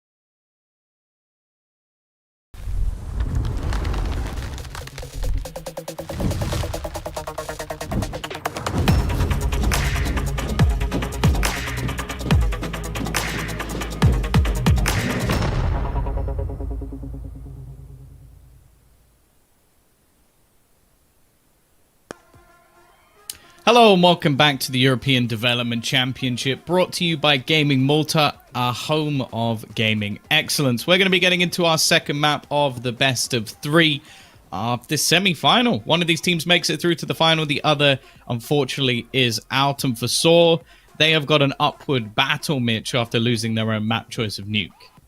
They definitely do, considering this is coming onto Overpass, a map where we've seen a couple of things that lead me to believe K23 are going to win this. First of all, K23 have a good win rate versus decent teams. The Copenhagen Flames, Dignitas, close game that they lost versus Tricked. They beat Endpoint, which isn't the most notable. Now, you might be thinking, look, Endpoint, they're insane, right? Overpass, not in the top of their map pool. So it's somewhere that they're experimenting with recently, and I can give them a little bit of leeway in that one. When I look at sAw, though, this is the map that they lost to Movistar Riders in DreamHack Open. And Movistar Riders, when I saw them play their T side, genuinely exhibited the worst T side I've ever seen on Overpass. It was messy. I don't think it was to do with the map. In fairness to them, I think they were just genuinely asleep that day to start it off. Then they woke up and ended up winning the series. So there's a little bit of hope in that okay, the loss to Movistar Riders might not be completely damning. But then I go back a little further, and they lost to Gambit. 16-0. They failed to get a single round on the board. They barely beat Uyghurs. They're then later on, versus Existence, Uyghurs again, they're managing some wins. Anytime they play a decent team, they're getting smacked or they're losing. Which is a little bit scary considering we've already seen the K23 are both capable on this map. They chose it as well. But they're in the lead. They've got that 1-0 lead, so the pressure is on as well. Yeah, that's the thing with this map. It's one that they don't play, and the only teams they've ever beaten are either domestic matches or just not particularly good teams. So it's a real worry for them going into this one. As said, if it gets to a Dust 2, I think it'll be an incredibly close series. The problem is, I expected them to take Nuke. So going into this map, this is one, you go to the other side of the coin. As you mentioned, K23, they're currently on a 3-win streak. After that, they had another 3-win streak. They've looked good on this map as of recent, one of their better maps. Now, they do start on the T side, so maybe that's an opportunity. Arky, however, he is already dead. He is gone. He did not have a good first map. Norbit, he goes into the site. He's completely blind, but his teammates have got that support system down. And Stododo, where he's a highlight player for this squad, but surely this is a bridge too far. Yeah, you would imagine so. I think 1 versus 4, always going to be tough to win, and they play it together. He does catch the first to Neil, and it was low HP. The trade not quite found, a little bit of a hiccup there, but K23 don't need to keep fighting this. They're giving him the opportunities, but that headshot quickly diminishes any chances that he might have had. Regardless of whether you look at his number on the mini-map or his health bar, it is 1, because he's only got 1 HP remaining, and at this point, saving the armor seems to be the name of the game. Considering he got shot in the head, he is lost. Oh, well, he's dead. It doesn't. Oh, no. Mo's facing the other way. That's a free kill for Stododo. Is he going to choose to go to the T-spawn? If he sticks around here or goes to connector, he might just be dead.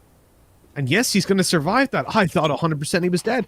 So he actually saved pretty much full armor. He cannot get a helmet here, unfortunately. If he buys a helmet, I'm going to lose my mind because he's on 93 armor. So this is where you play without it. You have to. Buy a FAMAS, a little bit of utility, goes for a scout, and then we can no longer buy head armor, so we're safe. I've seen it before, Tom. I've seen somebody save Kevlar that's damaged and then pay the 1k to buy the head armor. It's a Hawker. Oh, he's done it. He does it every time, but I've seen an actual professional player do it, and I lost my mind. Oh! What? All right, all right. I see. He's here to party. He's here to prove himself on Overpass. That was utterly ridiculous. And he just shut down this push single-handedly. A triple kill, 2 deags, which, well, I don't even know how he connected either of them. And then you've also got a Mac 10 spray down. What a round coming out from sAw. Out of absolutely nowhere, they strike back. And hey, maybe we've got a game on our hands. I believe I've just exhibited the Irish war cry right there. Was that caught me off guard, Tom, I'll be honest. There was a little I was expecting more than that. Less than that. There we go. Jeez. I mean, the first was nice enough. Through the smoke, though, just is insane. He's just unbelievable. Here we go again. But for K23, a loss in that round, it hurts. It stings. But you knew you were up against the force buy. The problem is, the way the economy works, you know, they get a good force buy, you buy back here, and, well, you don't. You're on round 1 loss bonus, whereas they started on the 2nd, so... You've got your deagles, you've got your scout, and a little bit of utility, but just a sprinkle. Nothing to really bridge the gap and give you the advantage over the AKs that they now have obtained, and even the double scout setup that's in play. Dodo peeking off the back of his own flash. He delays it a little bit. The tag has been managed onto Mo, so the damage done is significant. That nade lights the player of kneeling down to 84, so it's not actually one hit to one of these scouts just yet. Find any enabled videos Okay, Alexa. I don't believe I asked for any, Alexa. No, I'm good. I'm good, thank you. Thank you, Alexa. She's not enjoying this round. Tricast. Yeah. The first time that's happened. What did I even say that triggered that? I think I said anything even remotely close to their name. K23 will win this round, as if things have fallen apart for the side of sAw. He at least has an AK-47, and Arky has himself the scout. He's going to try and get in on the retake, but getting past Kios will be difficult. And with both players coming from the same angle, it's a good thing they have kits, but they get nothing done. Well played by Kios. Alexa out. Well, I have to say, all of a sudden she's sounding a lot more attractive. I don't know how that's happened. But with 2-1 on the board. Please. Sorry, I do not understand. Look, with 2-1 on the board, I think this is where K23... They've really jumbled it up, mixed things around. This isn't how things are supposed to go. Win the pistol, lose the 2nd, win the 3rd. But they've gotten the benefit. They should have the 3rd on the board because obviously sAw, they take their USPs. They've got very little to work with. There's a kill with the... There's a 2nd kill with the deagle, an AK retrieved. A 2nd one over towards the ramps available.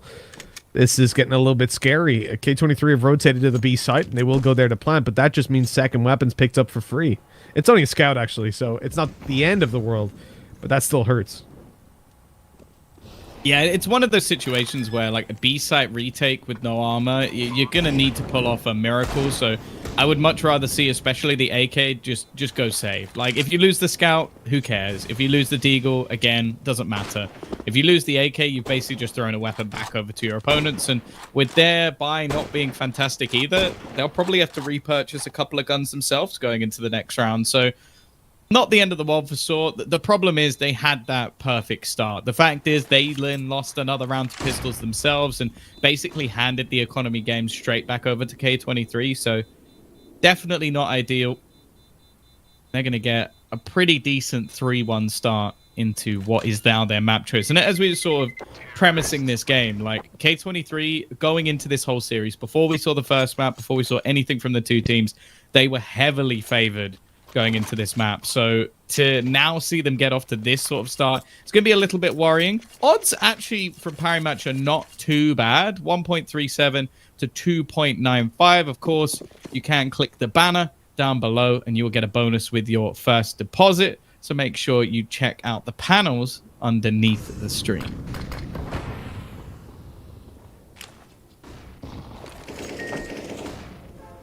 Midge. Yeah, currently very good. There we go. That's Alexa's little chime in.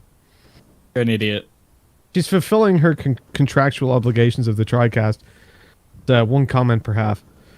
And for K23, I thought that'd be handy actually, Tom. I'm just realizing if I need to go to the toilet, but I still need to chime in, I can bring my wireless headset and then just communicate with you that way. That's banging. Or you know, you could just do your job. I'm gonna go make some food. I'll be back in a sec. You know, I'll still talk. I'll talk through Alexa. Maybe like a 3-minute delay from me talking, typing, and pressing play, but don't worry about it. We'll be fine. You'll get used to it. This is the new era. The new era for K23, Tom.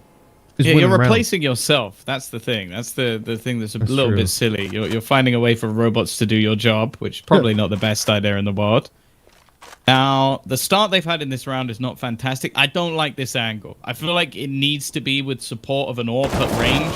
Having just one player here, like the best case there is he gets 1 kill.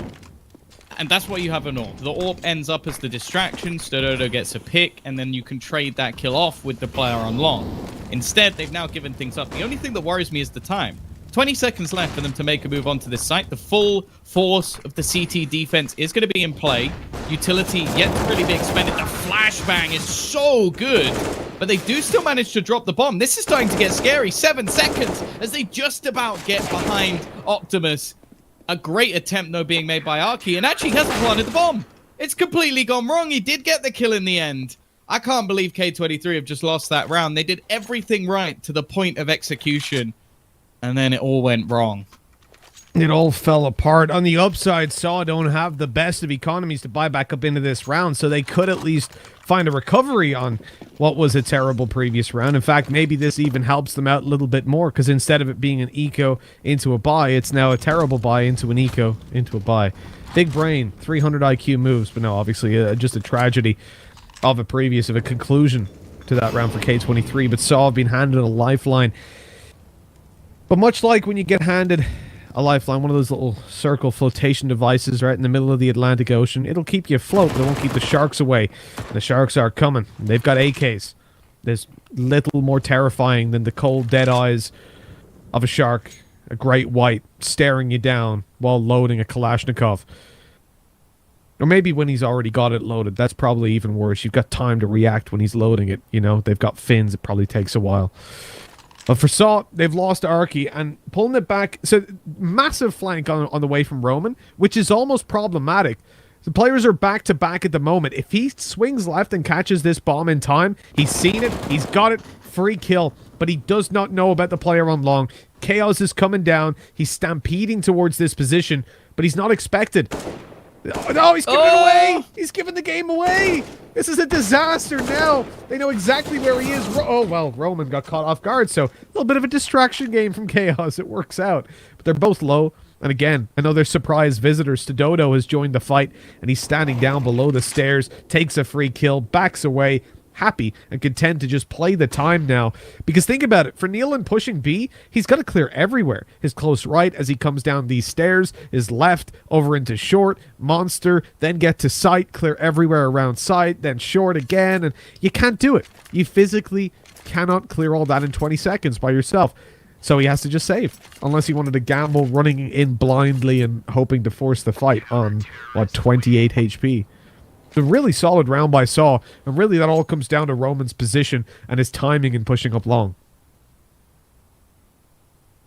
Well, it's ended up 3-3. A bit of a weird scenario, a back and forth, both teams seemingly struggling versus the pistols and weaker buys, and this round was almost purely based off aggression. Like the majority of this round was fought towards the spawn, if anything, so not a round you expect to see too often on a map of Overpass, but I guess maybe with just the less experience on this map, sort of just decided, okay, let's just get aggressive. Let's just fight them.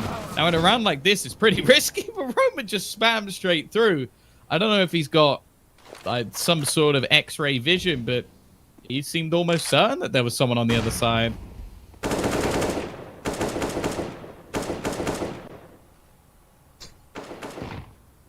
Not a lot of slack being cut for K23 in this one. With Glocks and weaker weapons, you don't expect it. Roman, he had the god tier timing earlier, pushing up through party, and this time he's the god tier timing on the peak. KL's getting shut down from behind again. I think they've got to be getting quite frustrated with Roman at this point. SMG looking for a close range fight, swings and catches it. Look, maybe a little bit more money to be farmed up as well. Flash around. I like the initial 1 or 2 taps of the spray just to get that player. Make sure he's looking at the angle, and then pop goes the flashbang. Easy swing from Utiris. An easy double kill. He picks up an AK in the end as well. So all in all, that is an insanely good round for sAw. They built up a lot of cash by not losing players. They upgrade their SMG to an AK, and in the meantime, they've even gotten some kills with it for extra cash. K23 need to stop this CT side because the bank accounts are going to look real healthy if they lose this one here.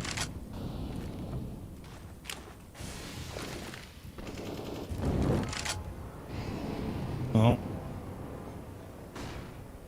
east side gonna try and break back. Interestingly, Neelan hasn't actually spent all his cash, but doesn't have an extra weapon. He's just got himself the Deagle.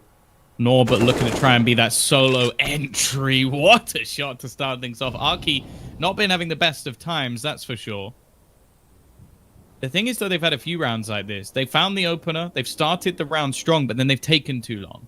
The decision-making I've given credit to Neelan for has been a little bit flat so far in this match. I don't think that it will continue in the same vein. I do think that we're likely to see a resurgence from K23 going into the latter stages of the half, but the fact is, it's been timing. I think everything else, like entry frags, individual skill, like players performing, fine. Timing has actually been really poor.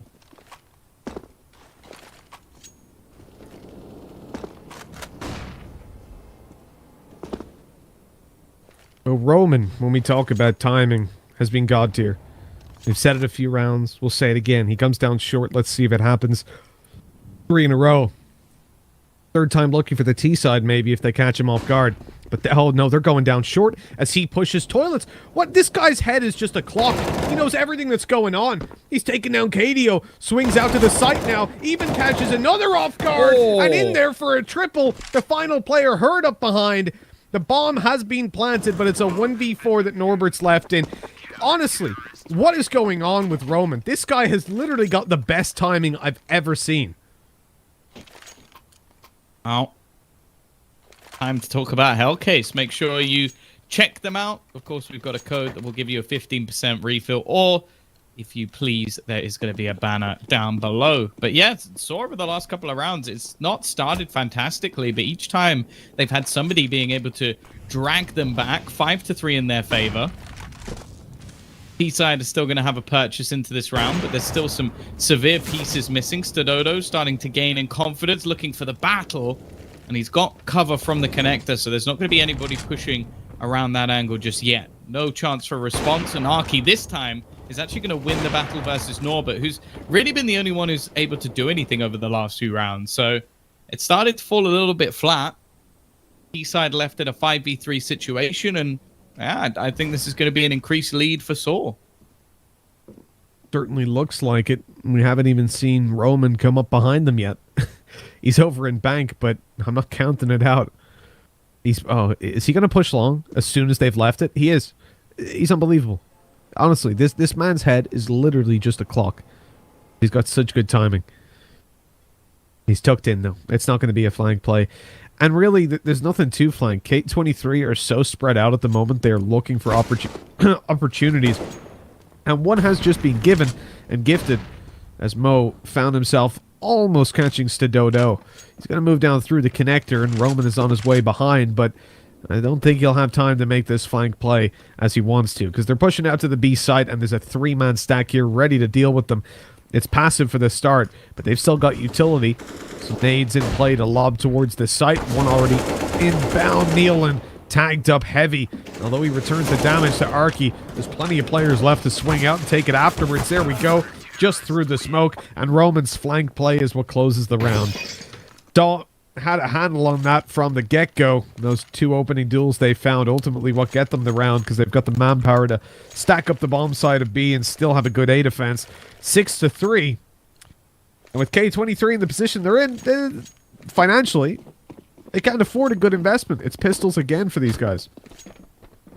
Yeah, it's starting to be a bit of a worry now, because this started firmly in their favor in terms of like the streak of rounds, like the force buy victories they had. Now they've lost 5 rounds in a row. They're going to try picking up the pace, but it's all too easy for Just, who has already looked like he's going to clean this one up. Just farming. Like, no one's been able to shut him down. Very disjointed in their pushes, and sure, Mo has been able to find a kill, but how much more can he realistically do? The answer, nothing. 3 players survive. Sure, probably not as clean as sAw would have liked, but if you told me at the beginning of this map they'd be winning 6 rounds in a row, I'd probably have called you mad, because it's not a map that they look like they particularly want to play. Maybe they've been keeping it secret all this time.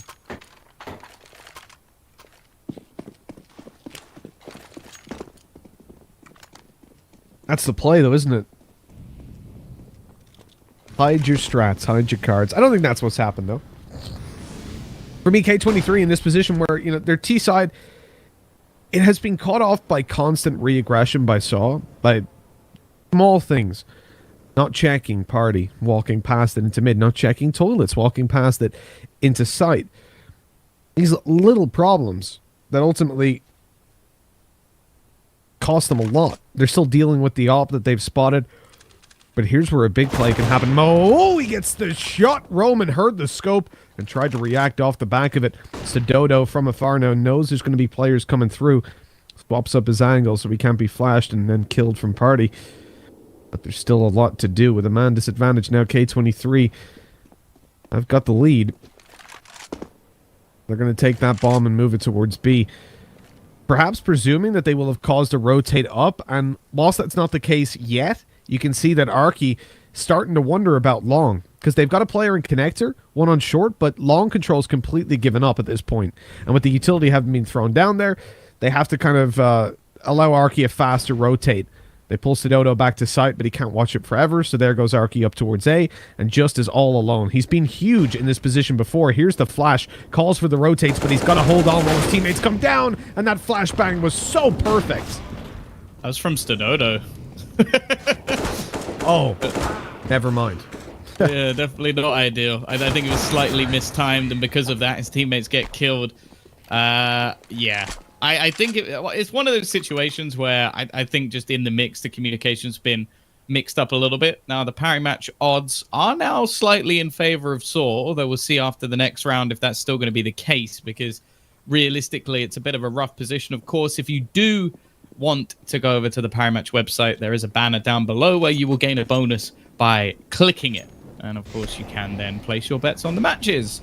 Now, this round's fairly crucial because although it's been a big streak of rounds coming out from sAw, they lose this one, their money's gone, and we could be seeing 6 or 7 rounds coming up for K23. They win this round, the T-side money's back in the bin, and they already win themselves the half. So 2 very different scenarios potentially coming up for the Portuguese roster. Of course, if they lose this map, they are out of the tournament. K23 go through to the grand final. Neelan, cheeky, sneaking his way through. He's managed to find himself an opener. Now, there isn't going to be a response, and Norbert seemingly had him covered. sAw trying his best to find some sort of kill back in return, but that means they'll now know that there should be at least a couple of players still within this B site.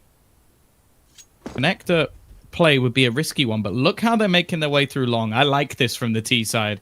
They found their opener elsewhere. Now they switch up their angle.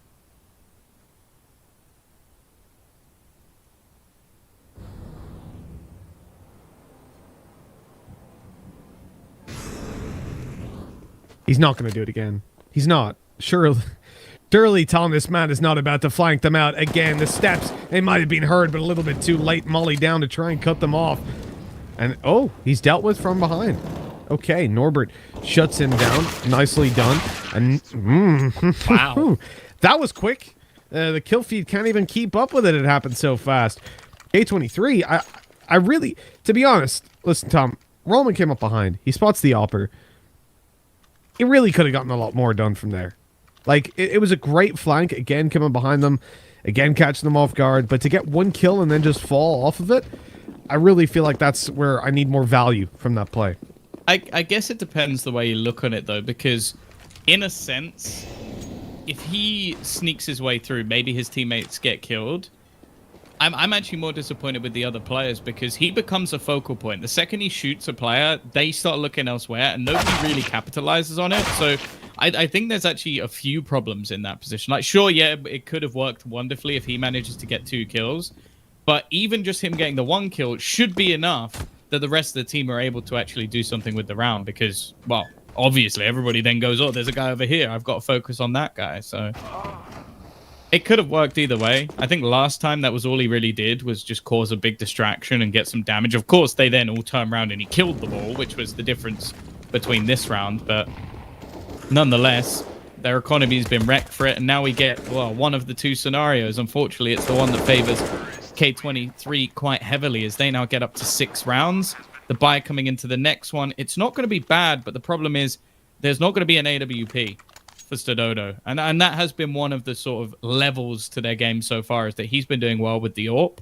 In fact, Just is only going to have a FAMAS, so we could even see them lose the half after what was a pretty dominant streak of 6 rounds. That would be a big surprise. Oh, it definitely would. And I think sAw would be the most surprised by it because they felt in control, right? They had their hands on the steering wheel. They were choosing the pace. They had the speedometer right in front of them. They were limiting it. But now, all of a sudden, this car has gone full speed off a cliff. K23 popped out the wings like it's GTA, and they're flying it to whatever destination they feel like. Now, losing this round is going to be devastating for sAw if it ends up that way, and you can see they are turtled. There is no bigger play. There's no Roman peeking out on mid or playing aggressive in party. They're playing a 2-man toilets hold, watching for the cross on both angles, not even playing information for the most part. The risky peek out by Roman in the end as he pushes into connector, but he spots nobody outside of A. Valuable information. This is going to keep a 3-man stack down towards the B side, and Roman makes his way into connector. First, to cut off anybody that pushes through, but secondly, with that door open from the nade they threw, he can spot them as they come up short if they try to take Just, or if they do take Just down and then move into position. The first kill goes to Norbert. He opens up the site. They've dealt with another, and the trade is perfect. I felt like sAw had such a good setup there, Tom. But allowing a player to sneak out of Monster has just completely ruined their chances. That's devastating. And especially when Monster was all they had to worry about, Tom. They had a player watching both connector and then one on short. So there was no way those other 2 players had anything else to worry about but Monster, and he gets out for a double. Yeah, definitely a problem, and as we sort of witnessed, that became a domino effect, because they were prepared to not have short control. I think that was the only real difference in this round, is although sAw's setup was very nice, it seemed like K23 were actually very ready for anything they were attempting, so respect to them. I think also K23 have done very well in the entries in the past, and being a little bit more simplistic in these sort of cases has been working out for them. The other issue as well is that we saw a lot of investment into utility from sAw, but after, I think, about 50 seconds, they had, I think, 1 smoke, 1 HE, and 1 flash left. So they basically used everything very early because of how aggressive we've seen K23 be in the early stages. And this time they went back to the early rounds they were doing where they were very, very slow. So there was nothing they could really do to actually deny them a lot of the presence other than just hard face it, which if you're using a FAMAS versus an AK, well, they were losing that battle before. I don't think they wanted to take it with weaker guns. Oh, no. Oh, no. Oh, no. Really? Uterus inside the molly couldn't jump up to get on top of the stairs, so he ends up dying, then just swings out and gets wrecked through a smoke down on Monster. Roman, he might be doing the same. He goes out the door. No one spammed him down, luckily, but his teammates are falling everywhere. Isn't it? Yeah, this is done and dusted in this round for sure. The half goes to K23. After such a strong comeback into it, sAw were 3-1 down. They brought it all the way back to 7-3. and then they just completely let go. And I wouldn't put it on them. I think K23, they figured out their issues. They stopped looking like lost puppies. All of a sudden, I guess they were gathering information, right? Figuring out how their opponents play, let's put it that way. Then they just come in and smack them out of it.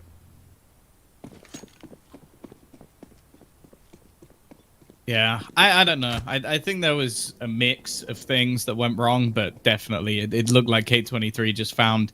Well, mainly they just worked on their timing a little bit better, I think, and went for some more basic stuff. Nice shot from Norbert.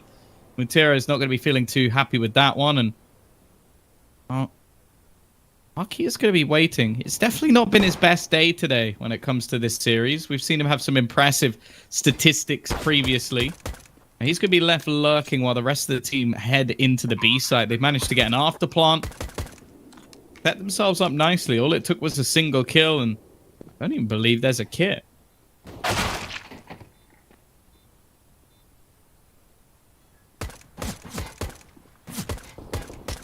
At least K23 won't get away with a complete steamroll, Tom. The one upside to this with Mo. A way to save that little bit of Kevlar he's got. He's been hunted, though. You've got Arky coming up behind on long. And then also the push from Spawn just swinging through. Well, he hasn't cleared it, but he realizes that. And here we go. Mo's found... No, he's found the kill and he's safe. He's good to go. So the armor saved through. Please do not buy head armor. I always just get paranoid about this. And here's the power match bar. You can see the match winner. 1.52 towards K23. Map, excuse me. But in this case, it would be match as well, would it not? But obviously, if sAw win, then there'd be another. So for this map right here, K23 taking heavy favor, even despite it being an 8-8 scoreline. And that's just a reflection on certainly how the last few rounds have gone, but also that they're now on the easier side of the CT where things are much more manageable. Deagle and Scout, dangerous combination, and that's exactly why the Deagle taps you in the leg, and the Scout... it takes you out. We'll see. If K23 win this round, I would be very worried for sAw. Especially with how things started to go towards the end of the last half. If they have it again where they don't get off to a strong half in the second half due to 4 spies and problematic scenarios, then that would be pretty much the beginning of the end. A little bit of utility still available as well. Cadio actually has a smoke. Like he's potentially getting ready to use it in case there is a Molotov thrown in, but they don't actually have the grenades to clear him. So he's just going to be allowed to sit here. I would hope they check it. They don't. They just let him walk by. It's all too easy. Cadio's just going to pick them apart. That is an atrocious round from sAw. You've not checked the most obvious angle in the entire map. Like, that's the most common hiding spot.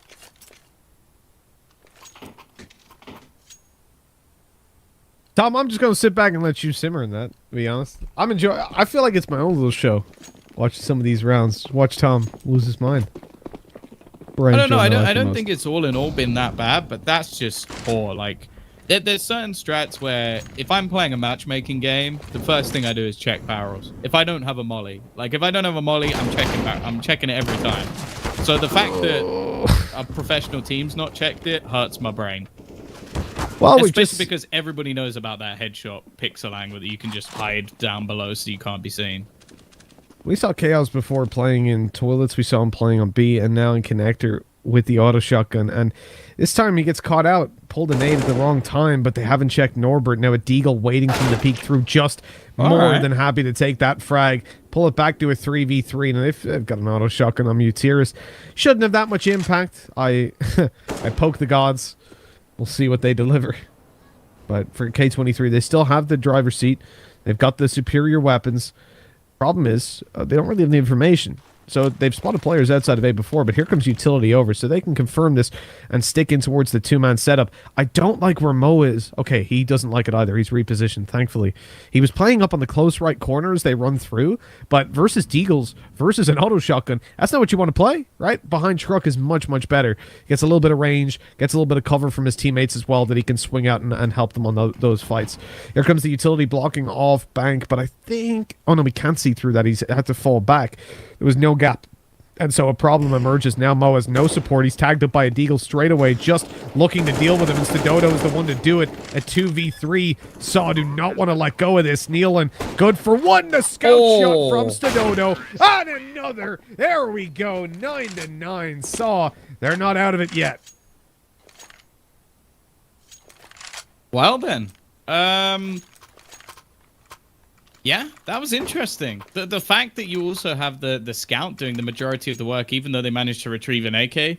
My sort of one pet peeve with that would be that K23 didn't really read the situation correctly. Like you want to play more passively in these sort of rounds because you have a huge range advantage. A lot of teams will opt to sit back on the sites, maybe have a slightly more stacked defense on the B site, and then the A site players just don't go pushing. Instead, Norbert gets traded out, and that's a rifle into their hands. It didn't matter too much because Stododo did most of the work, but even still, that's a round that K23 should not be giving up. And the back and forth this time actually comes out in saw's favor.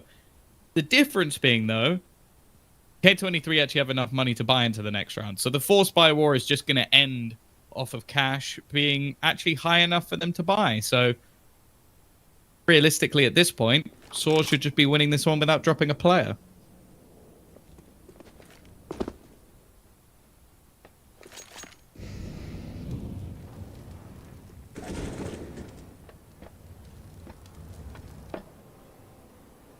So I'm making the right call. They're going A.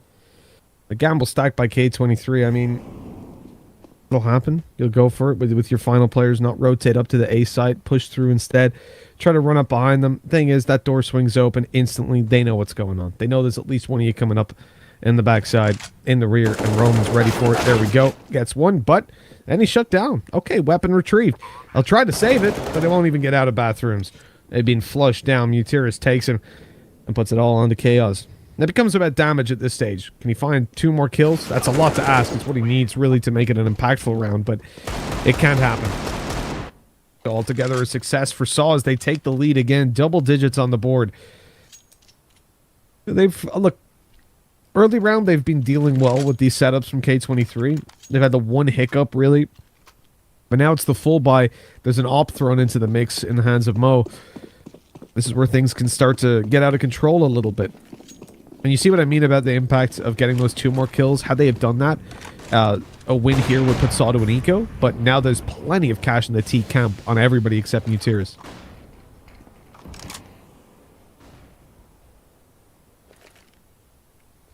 Well, Mo, he's got his AWP out. Now, this is where the game changes a little bit. He is a man that has been a master of AWPing on this map for, longer than maybe even both of us have been commentating. He is someone who's been around for a long, long time. However, Norbert, that's the same spot. He keeps getting aggressive on the same angle, and it's getting a little bit too predictable.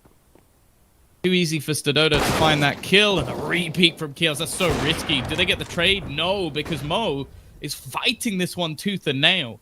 He'll keep his teammate alive and actually looks to re-aggress. They've already got the man advantage. He doesn't need to be taking these fights.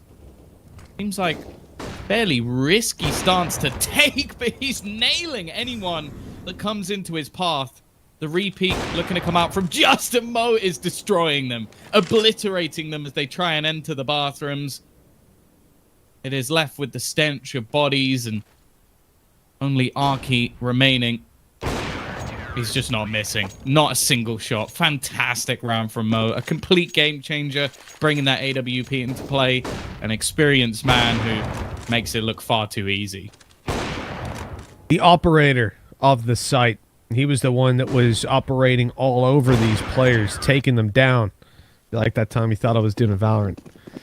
But no, that was... well, you were, evidently, because you just brought it up. Operator, like a surgeon. I don't know where you're... I know, but then you brought up Valorant. Why are you saying Valorant? This is Counter-Strike, Tom. This is the 3rd time today you brought it up. Come on. Focus. God damn it.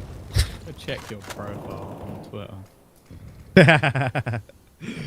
Don't do that to me, Tom. Don't do that to me. Oh, it says Valorant commentator and analyst. Listen. Viper's #1 fan. Keep Riot happy. Also says perfectly average height, which that's definitely not. Okay, listen, Tom. I've gone through the mathematics of it before, right? I'm at least 6 foot. At least. Pretty sure you're like 5'2". I don't know what you're Tom, listen. Misinformation. I'm going to sue you, all right? Don't make me use some Twitch You banned have to words. buy a big PC case just so that you can use it to step up to get into your chair. I'm using it as a seat now. At this point, it's so big. Man. It's 22 kilos. 22 I've heard you kilos. live in a doll's house. Like Saw, they're certainly living a life in plastic because it's fantastic. As it's a 2 versus 4. They've opened up the B site completely. I don't know what Where are Norbert you was going, doing in Norbert? that. He was on an adventure. Just runs and then stands in the molly. Mo, luckily, not going to do the same. He was the hero of the previous round with a 4K on the op, but that's when they came to him, not when he went to them. He's going to be running away and saving this weapon through. So Saw, they pick up yet another. They put it on to 11. They really don't want to let this one go, and their T side has been damn impressive considering where they started things. Yeah, it seems like the consistency as well of K23 is just weak. Like they're being picked apart in a lot of positions. And I feel like their B site hold hasn't looked fantastic. I also feel like Norbert, I don't know if he's tilted or something, but some of the plays he's making, I'm just like, there's no way you get away with anything in these sort of situations. Like making the same play into bathrooms every single round and then getting caught out running through a Molotov to try and retake in a 2 versus 4. Like, I just don't know what he's doing. Like, he's normally someone I'm praising for how good he is individually, but I don't know. The second half, he's looked rough. And a lot of the time, been giving up opening kills. They're taking an eco in a position as well where financially some of their players are not going to be able to buy properly into the next round. I could genuinely see Saw winning this now. And as we've mentioned, in their history over the last year, they've been fantastic. Don't get me wrong. On Overpass, though, they have beaten nobody good. No. They've only played the map 7 times. And at the moment, they're looking like they're about to win it. Unless, of course, they somehow lose this round. In which case, I'm going to check out. And Alexa can commentate the rest of the match. Thank you, Mutierrez. You know what? I've got the big round Alexa, the new one, the 4th generation. And it also has no hair. So, to be honest, if I put some googly eyes on it... I would be more worried if you'd bought Alexa that did have hair. That would be hands down the most terrifying thing. It's like, yeah, it has lots of extra features, Tom. It even has a face. But looks shocked most of the time. You have to bring it to the bathroom every 2 hours. Catio. Nice kill at least. You know what? 40 seconds left. They've got time to rotate back if they want to. Doesn't look like everyone does. Oh, Nealon had a chance, had an opportunity. But unfortunately, he couldn't seize everything he ever wanted in this round. Catio needs this gun. Like, he shouldn't face at this point. Like, look at the finances of him and the rest of the team. Norbert's a little bit down. He just dropped the bomb. Oh, if he gets the kill. Oh. Why did the bomb go back up? Did they think they didn't have time? Oh, no. You know why it was? Mutierrez had just walked out long. He'd spotted that the player was no longer default. He was no longer backside. So they thought he'd rotated B. So they came back up through connector, but Catio had pushed short. That hadn't been looked at, so that was a free kill onto the bomb. That makes sense. And had he have caught Mutierrez, though, that round would have been in seriously dire straits.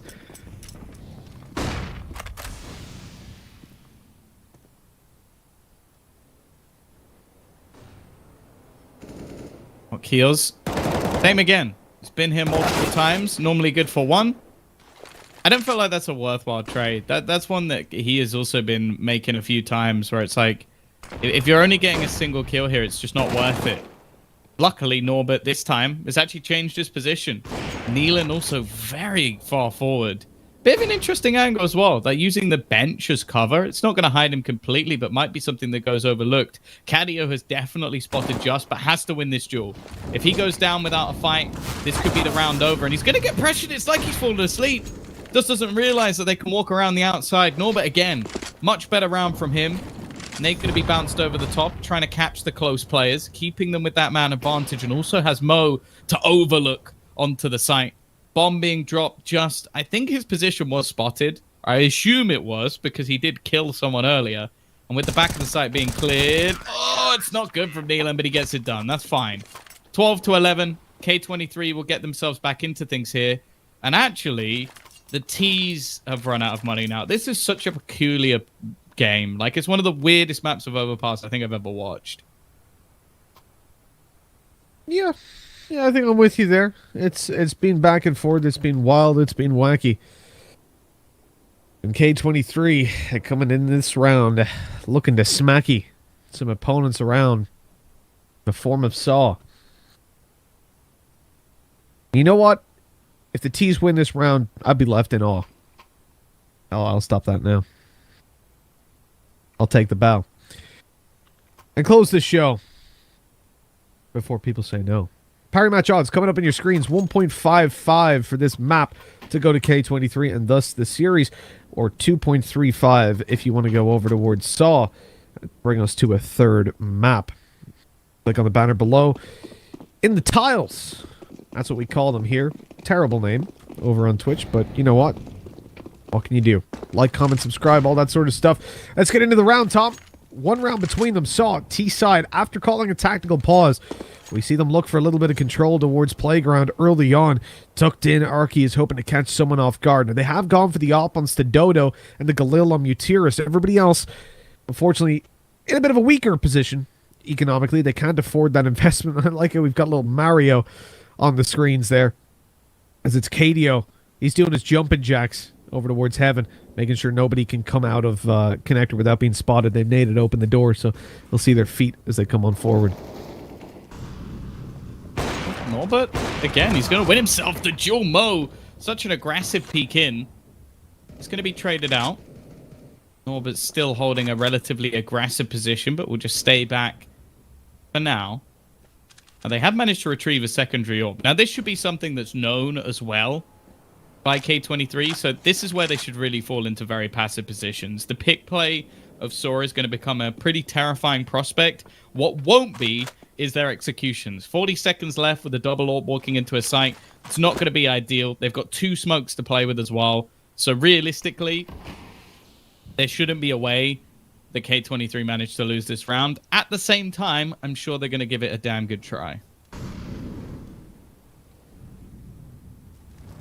One can only imagine. sAw. I mean, they've got the smoke down on site. This allowed them to get in without a molly, denying it with 10 seconds left. That's crucial. But they've taken everybody else down. You're planting the bomb. It doesn't matter. Okay, it'll help out for money. But that's about it.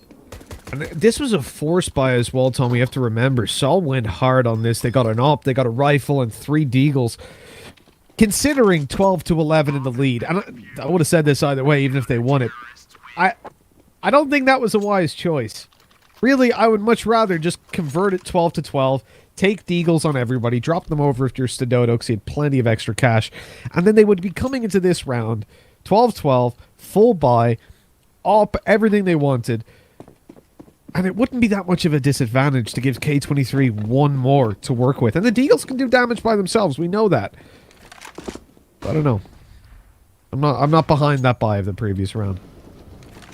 Yeah, it was definitely a big risk. Now, though, they actually come in with a double AWP for the CT side.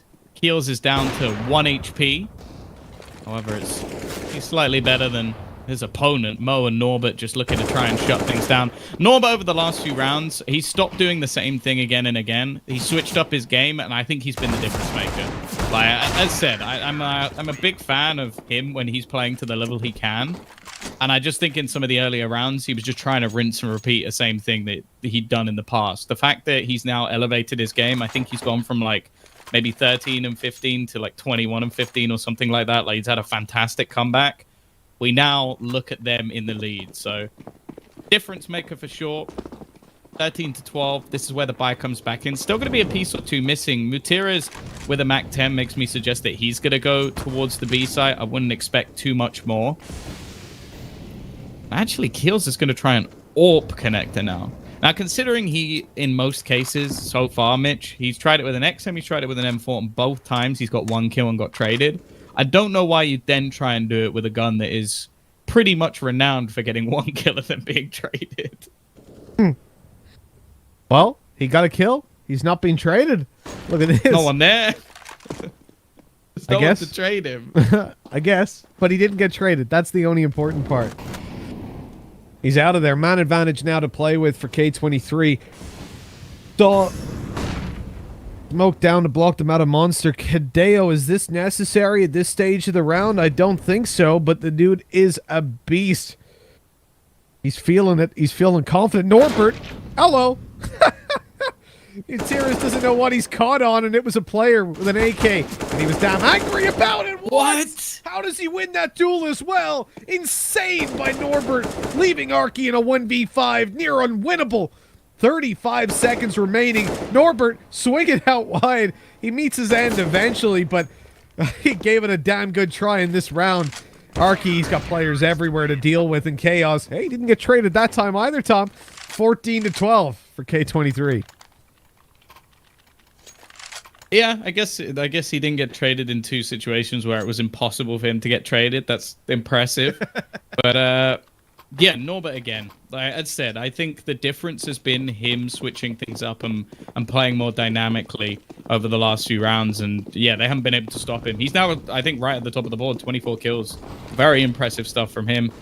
Now it's going to be back to basics, back to the simplistic stuff. Caddy, you better be careful spamming all of those bullets. You're about to come under pressure. His teammate actually manages to save him for a second, but eventually he will fall. Neelan, what? I don't know how you've got away with 2 kills in this situation. You just spam him through and past him. Oh dear. He kills 2 from one spot. Stadodo, he's trying to make the big frame plays, but eventually there's too many players in his wake.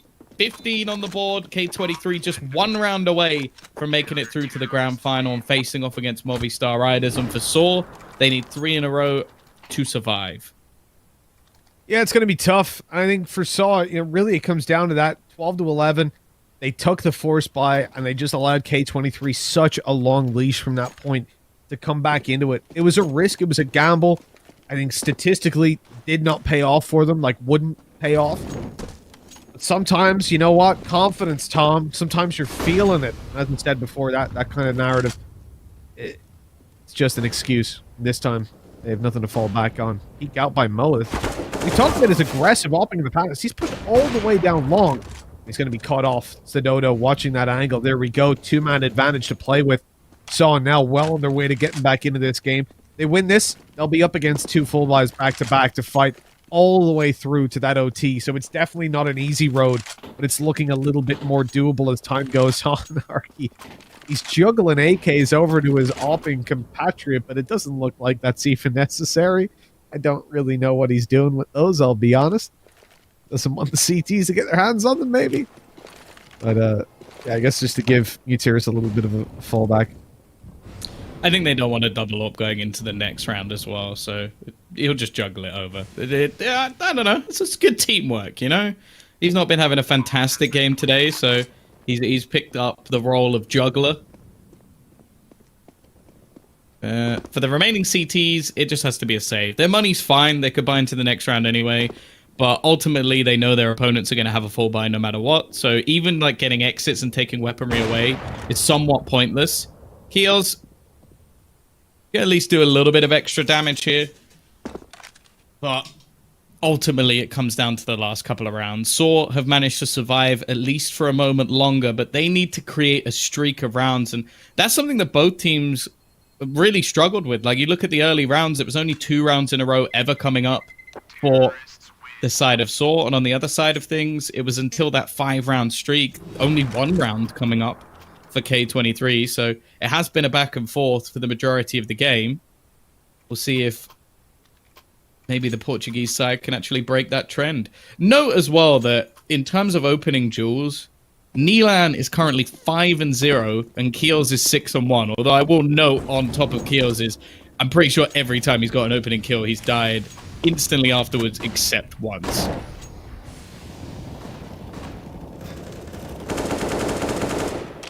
And that's where the stats, right, they start to deviate a little bit. It's easy to look at the scoreboard and go, oh, look, his opening duels are insane, but there's always context behind it. The context of this 15-13 is that K23 said they had 2 more chances, and you can see their economy does allow a full buy. So I think pressure isn't mounting too much for these guys just yet.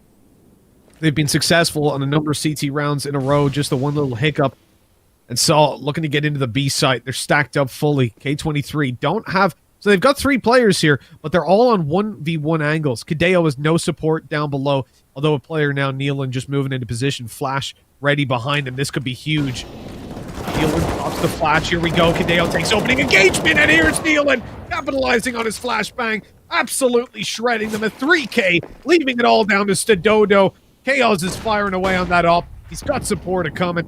And this round and game might just be over and done with. 15-13, a 1v3. The chances, I think even parry match, are going to be siding heavily with K23 in this one. Yeah, I wouldn't be overly surprised at this point. 25 seconds for Stadodo to try and save his team. He's been good in this map, 26 kills, but unfortunately it's not looking like enough. He is going to be able to get himself onto the bomb site, though. Crazier things have happened.